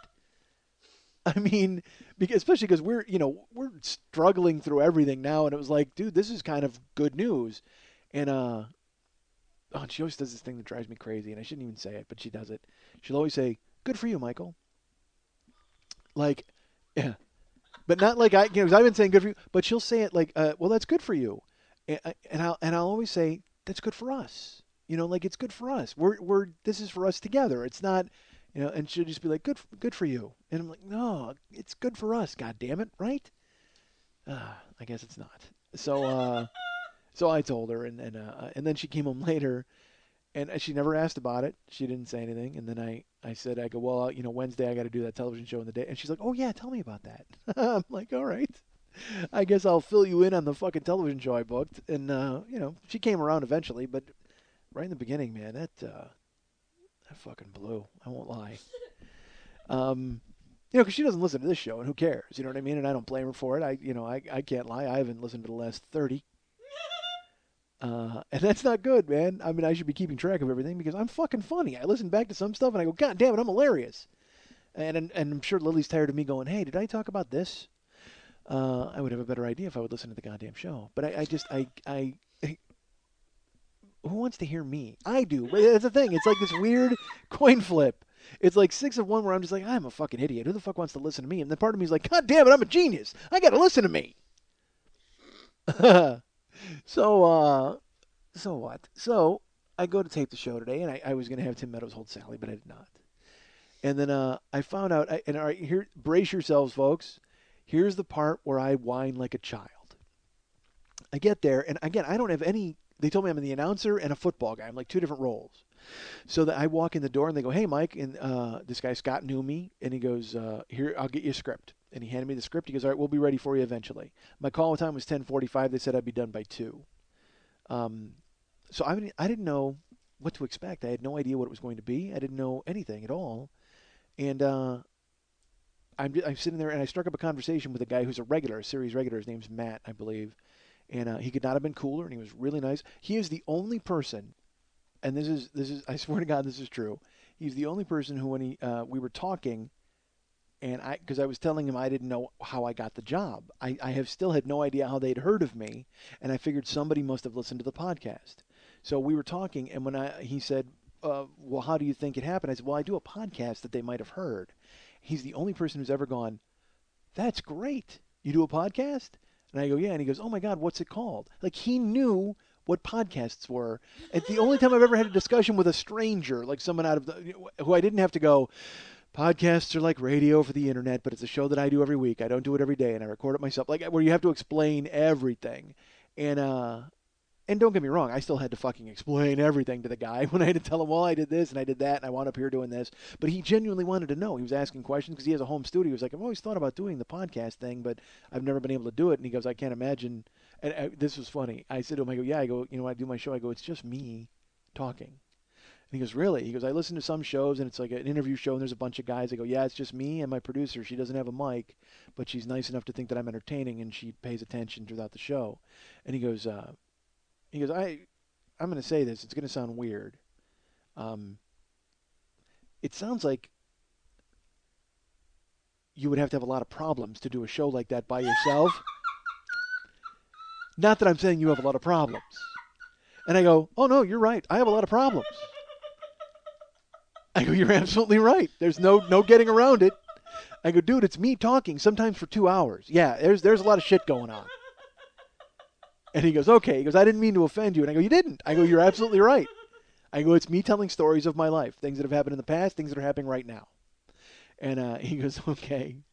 And he was very nice, but he genuinely, I gave him a card, and he might listen to one. Let's hope he listens to this one and not last week's. Or he listens to one of the 2-hour ones. Who knows what he's going to do. But he could not have been more friendly, and I sat there and waited and waited and waited and waited. And dude, and the thing was, they kept bringing in people to perform and do their parts, and I read the script. The script was really funny.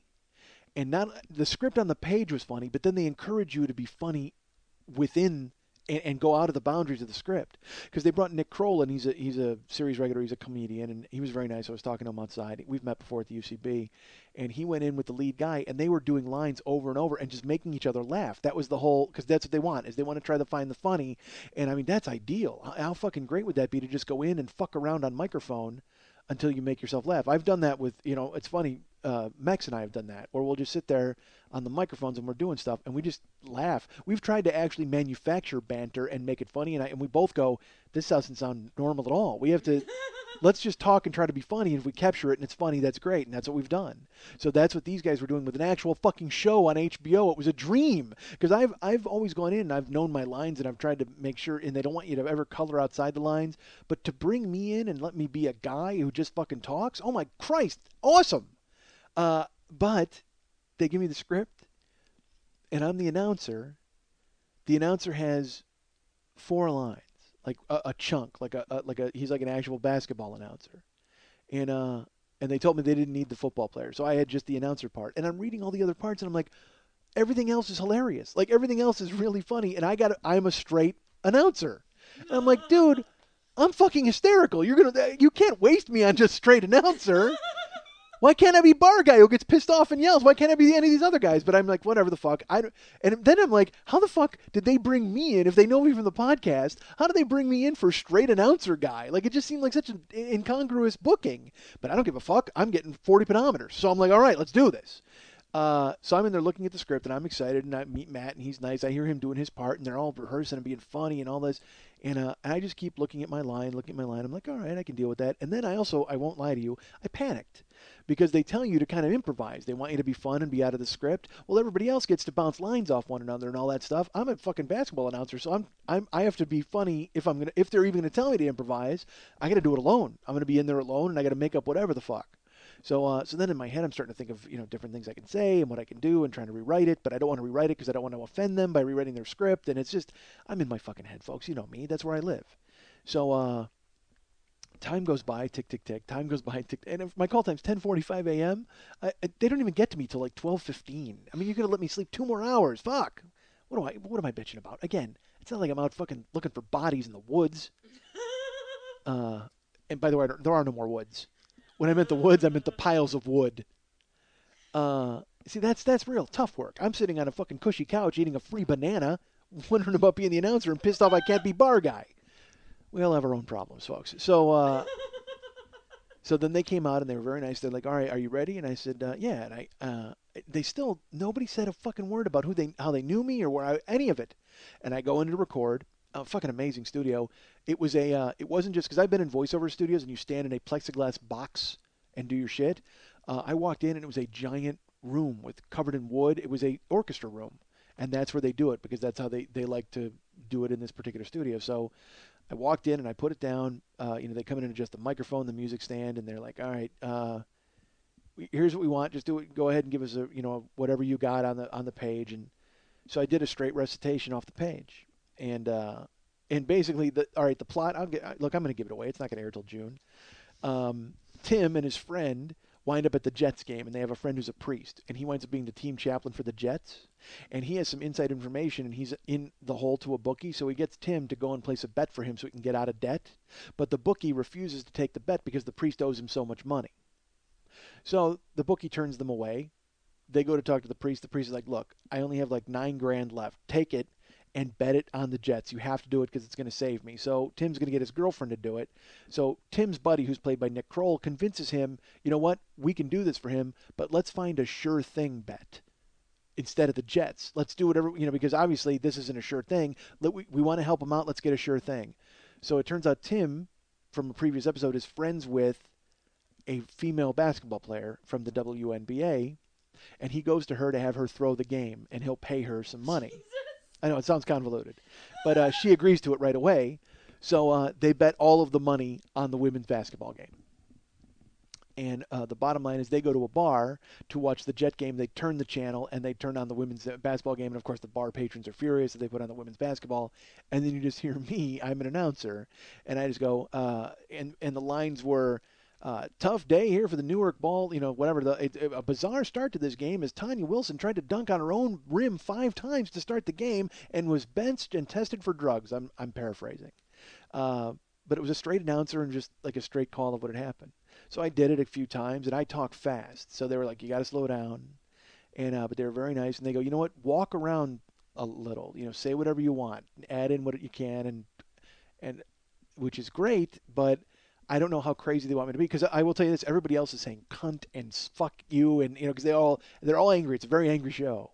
But I can't, because I'm an announcer on television. So you take that one, the only bullet I have in my gun, and you take it away, which is fine. I get that. Because again, I'm a child, folks. I can't just be happy that I got a television show. I can't be happy that I got booked to do it. Instead, I'm like, look at these other parts. I'd be so good in those. Shut the fuck up. Jesus Christ. So I fucking did it a few times, and it took 10 takes, and each take I loosened up, and I was able to be funnier and kind of hop all over the place and do the job. And then finally, I started to get it, and they were laughing in the control room. And then he goes, all right, give us one more time with this. We think you should do this and end with this. And then I did it, and he goes, wow. He goes, that was perfect. He was really great. He goes, do one for fun for you, and then we'll see where it goes. So the one for fun for me, of course, I went. I said, oh, a sellout crowd of lesbians and sweatband fetishists here today to see a huge WNBA game. There's at least 48 people here, folks. Did all that and talked about how she dunked on her own rim and she was high and I go, folks, we really need fans. Come on, whatever the fuck. I saw them cracking up in the room, and I finished, and he goes, wow. He goes, that was great. He goes, I don't know, those last 2 were perfect, so we're done, and that was it. I was there for 4 hours, but worked for 10 minutes, and made 40 pedometers. And I'm on an HBO network coming near you in June. I think they said it airs in June. I have no idea. But then I walked out to get paid, and not to get paid, you got to fill out all the paperwork and all that kind of shit.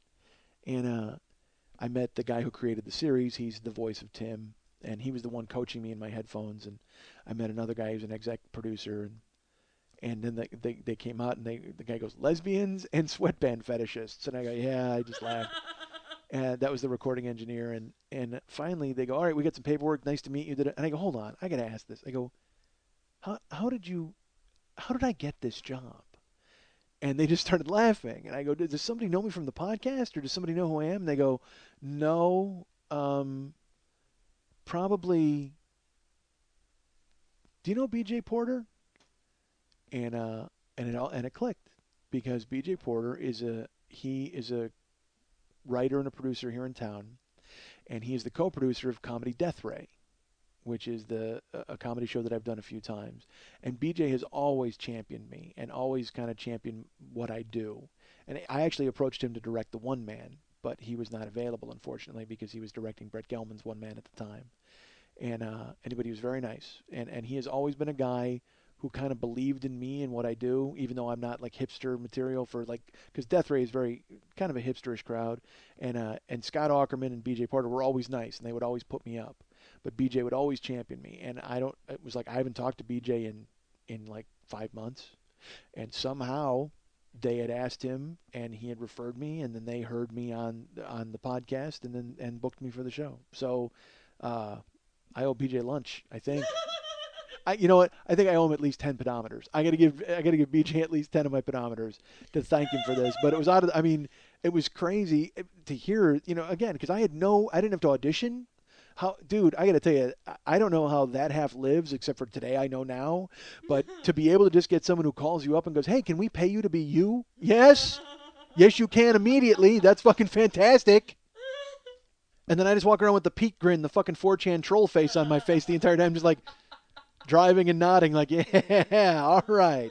I need that face all the time anyway, because I am a troll. They asked me to go and be a fake message board guy, and fucking I'm a troll on Mancow. I am a troll, folks. That's who I am. It's terrible. And it's such a dichotomy to go today and go sit in a cushioned waiting room and waiting to go in and record and be funny for money. And then last night, I'm in Graveyardville just going, oh, fuck, I got to get sleep. What am I going to do? And then last night, oh, dude, I got to tell you this. I'm walking. I delivered the papers last night because I'm bored out of my skull. And sometimes people leave stuff outside people's doors. Like, there used to be a guy, all right, don't judge me. There used to be a guy on the second floor who once a month, there would be Playboy magazine would be in front of his door because he would loan it to somebody and then they would bring it by like late at night and leave it on his doorstep. So I'd grab it and I would take it downstairs and read it, and then of course I would jerk off in it. No, I wouldn't. How awful would that be? No, I have not jerked off at this job. And that's a badge of honor, folks. I don't know who among you can look in the mirror and go, I have not jerked off at this job.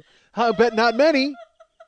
I'll bet a lot of you people have taken matters into your own fucking hands at your goddamn place of work, at your place of business. Not me.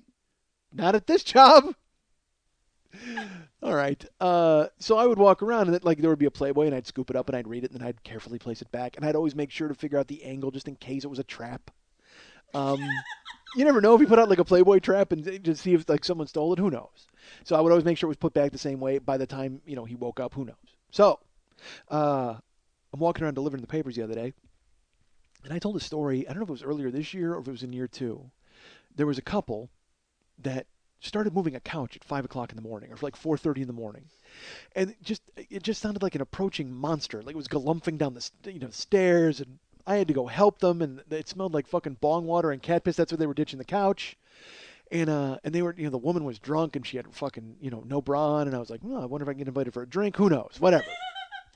So there's that couple, and I knew the apartment they lived in. So I'm delivering the papers. I'm walking around, and I walk past their apartment, and they got a stack of magazines outside their house. So I, of course, have to rifle through anything that's not mine. So I stop, and I pick up the magazines, and on top is Vanity Fair. But then there was like 4 underneath, and it had a weird, okay, you know how magazines either have that square border or they have the staples? Well, this one had it looked like cardboard, like a curved border. It looked like Highlights magazine for kids. So I'm like, well, I want to see what Goofus and Gallon are up to. So I scoop up this stack, and I pull up Vanity Fair, and the magazine is called BP. And I'm like, what the hell is B? Like, I thought it was for the oil spill. Like for a second, I was like BP, because everybody on the magazine is all that, like those like old people with zombie faces that are all smiling, yay! So I see BP, and my eyes adjust, and I look, and it says, the magazine for bipolar living.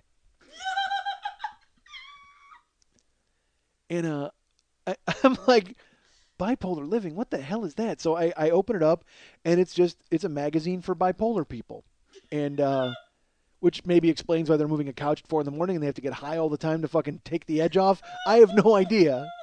But I'm standing there and I'm flipping through Vanity Fair and then I flip to the bipolar and it's all these people like, they're telling you how to be happy and how to deal with your meds. And literally every other page is an ad for a new fucking pill. They're trying to keep everybody in line.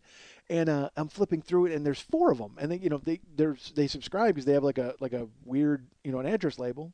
And I'm flipping through and I'm looking and I lose track of time, folks, because I'm fascinated by the idea of the fact that bipolar magazine that bipolar people need a magazine.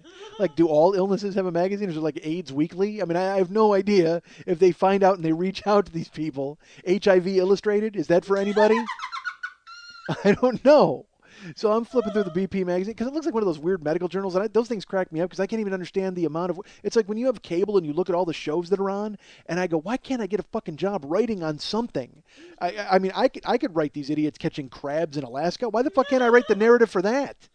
And that's why when I see those magazines, I'm like, Jesus Christ, do journalists write for this, or is this just regurgitated by the medicine companies? I got no fucking idea. But whatever it was, I was pondering it and flipping through long enough for the door to open. So I'm standing there. He opens the door, and he looks at me. And I go, hey, morning. Because it's like 5 in the morning. And he goes, hey. And I should say when he opens the door, I'm waiting for Cheech and Chong to sprint out of the house. Because he's waking and baking completely. And I guess, I don't know, he was walking out to check his mail. I don't know what the fuck he's doing. Maybe he's picking up his copies of BP. All I know is I'm holding them in my hand with them open. I'm reading them. And he opens the door and I go, morning. And he goes, what are you doing? I said, oh, I'm delivering the papers and I saw the magazines here. So I thought I'd take a look. And he goes, well, how long you been out here? I go, I don't know, a minute? He goes, no, it's been about 5 minutes because I've been watching you through the peephole.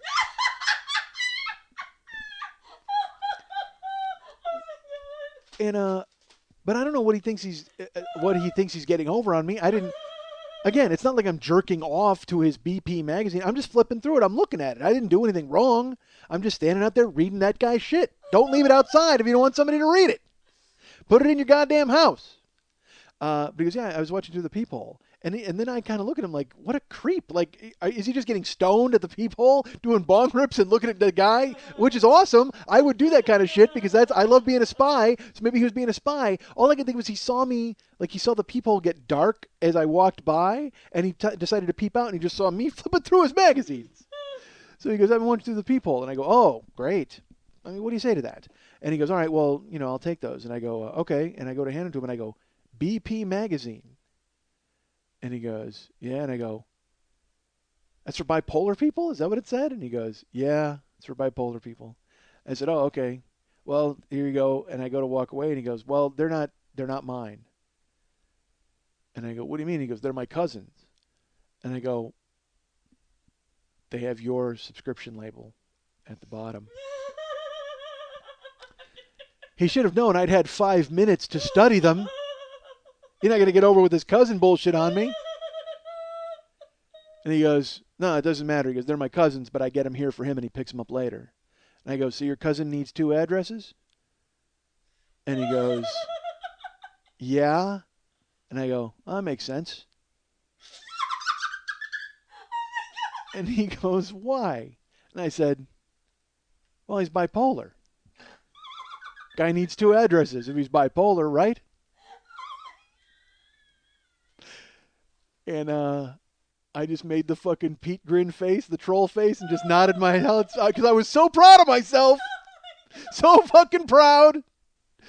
Oh, yeah, guy's bipolar. He needs 2 addresses, right? And I just smirked. I'm doing the big-ass Pete grin troll face, nodding. All you hear is the fucking door slam. Wham!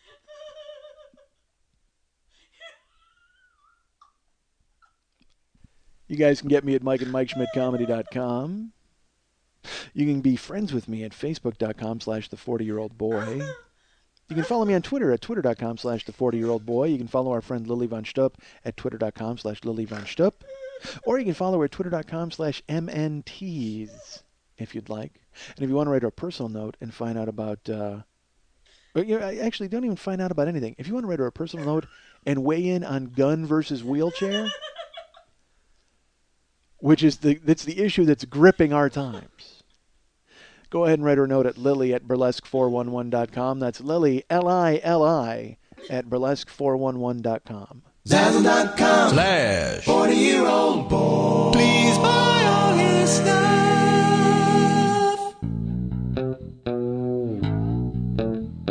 I'm changing the game, boss.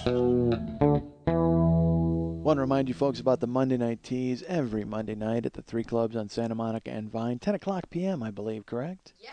Oh, well, you would know because I think you're very close friends with the producer of said show, are you not? It's my other personality. Oh, you actually sleep with that producer every single night, do you not? I do. Fantastic. I want to couch everything in weird sexual terms. So Lily Von Stupp is my friend and my producer, and she is here. She's also the booker of the Monday Night Teas. Hello, Lily. Hi. Hi. So you've got the show. You just had, last week was the pie show, correct? Oh, it was. And it was big. It was fun. It was huge. It was pie room only. Okay. We were And, 3.14% over capacity. oh, look at this math fun we're having, folks.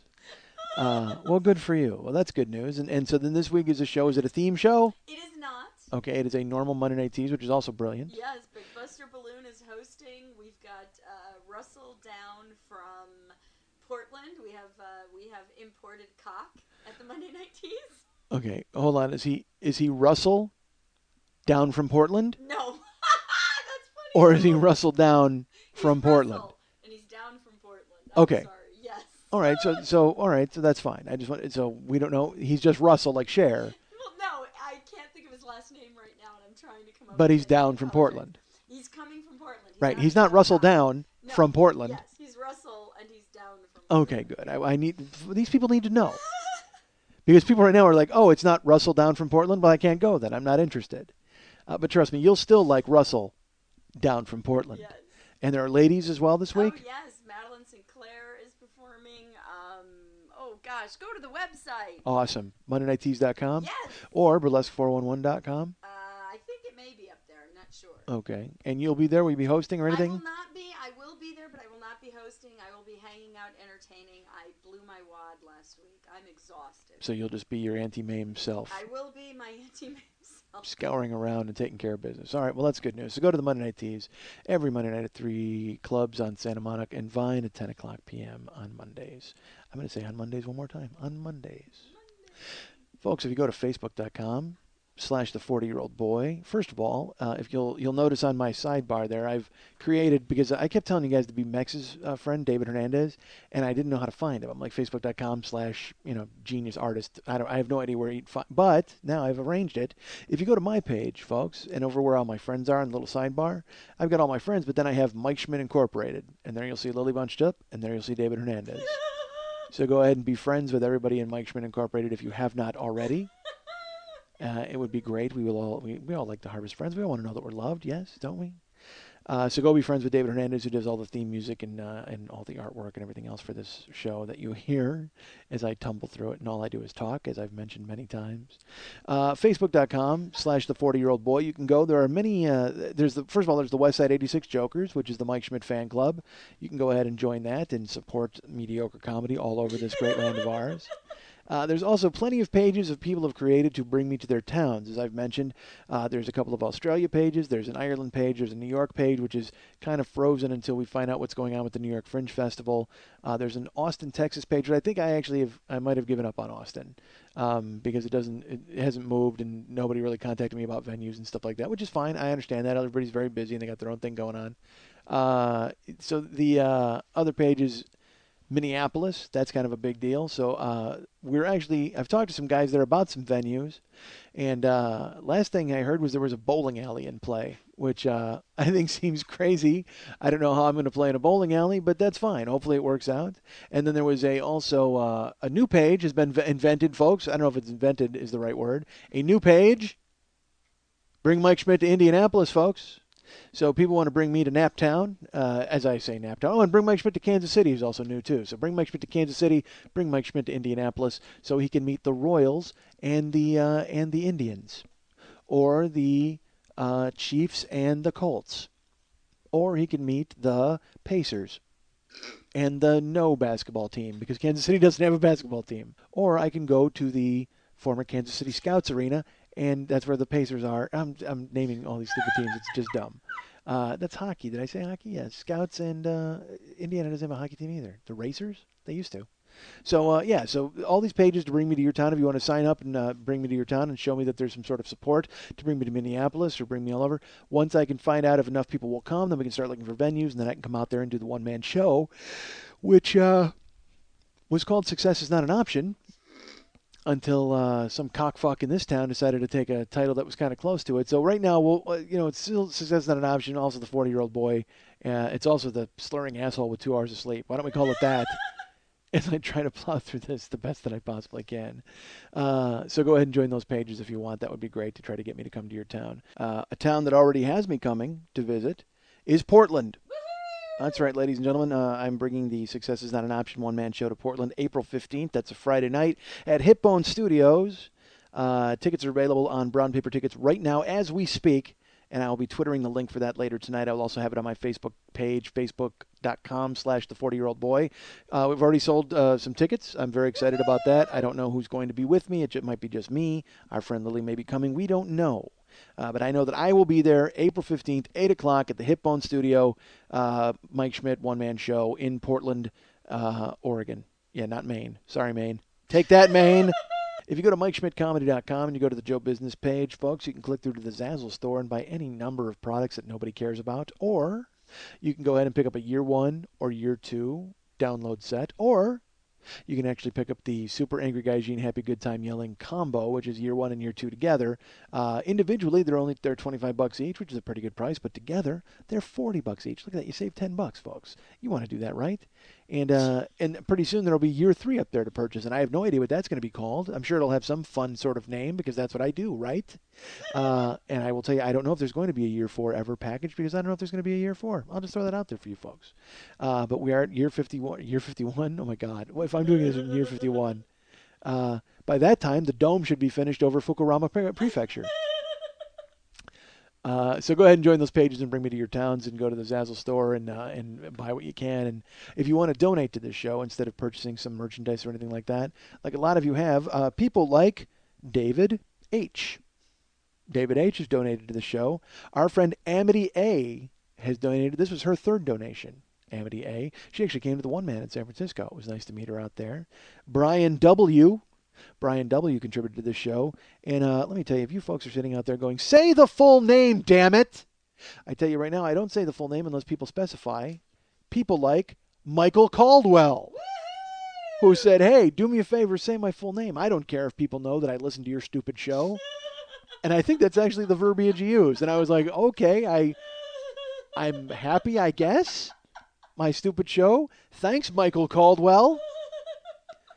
So if you want to be like David H. or Amity A. for the third time, or Brian W. or Michael Caldwell, when you go to MikeSchmidtComedy.com, in the upper left-hand corner, there is a little Schmitty with his pocket out for donations. Click on that. You'll be brought to a place where you can donate in secret, and no one has to know until I, of course, reveal your name to everybody on the podcast. I should say that. You know, if you want me to say your full name with your last name intact, go ahead and let me know. If you don't want me to say anything at all, you should tell me that as well, too.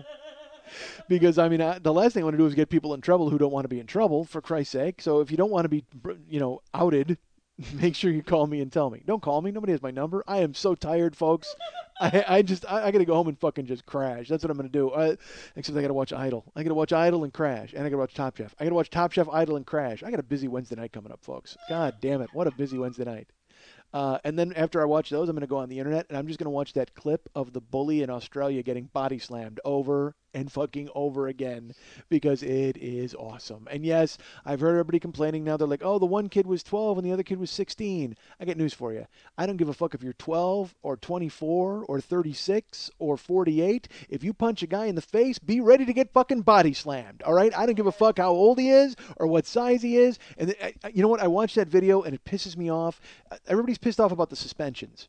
Look, you know what? If you body slam a kid and break his leg, or you don't break his leg, because again, there's all these conflicting reports. The kid's not really hurt, but then he tweeted a picture of himself, like, holding up a gang sign with a crutch. That little punk kid. Oh, God damn it! And when I first saw that, everybody's like, "You got to see this," and immediately you think the little kid's going to get beat up, and he's going to get bullied by the big kid. I mean, you just think that, but then you see him doing that weird Ali shuffle and punch that kid in the face, and you're like, this little kid deserves to get his ass kicked, and like, it's so instantaneous. You're like, oh, he did! He gets his ass kicked. It's awesome.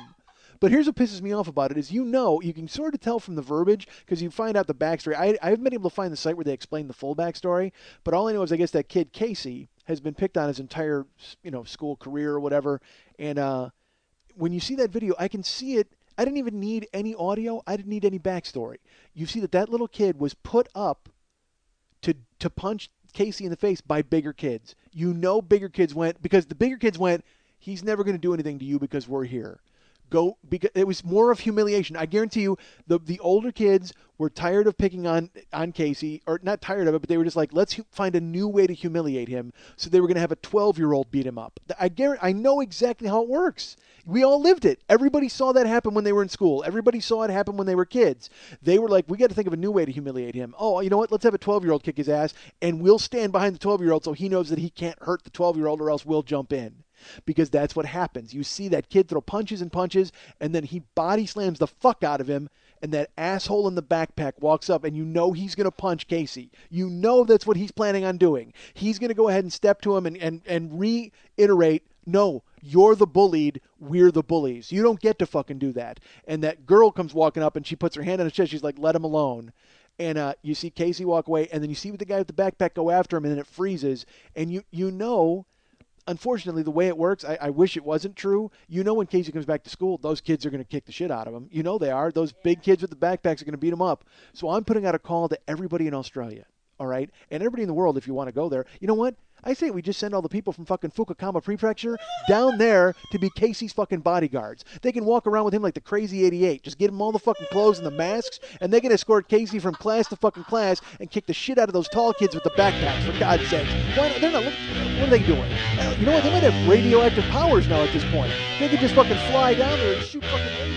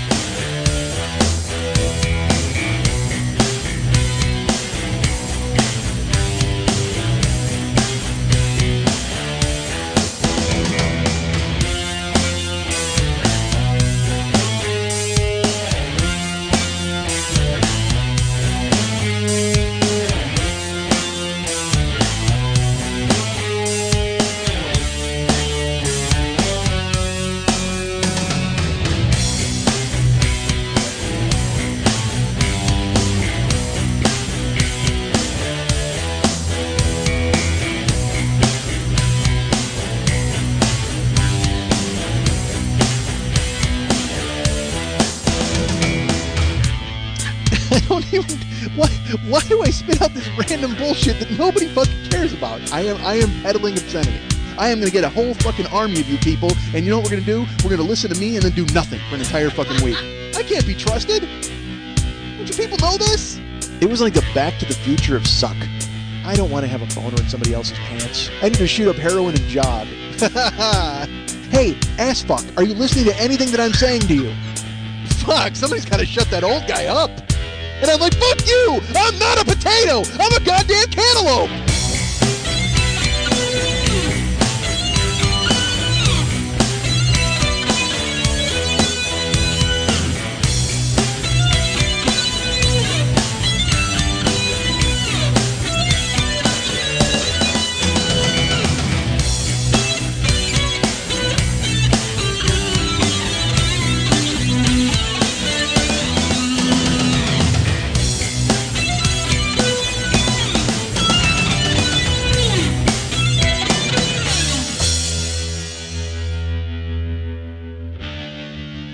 Hi, Mike. Hi, Mike. Hi, Mike. Hi, Mike. Hi, Mike. Hi, Mike. Hi, Mike. Hi, Mike.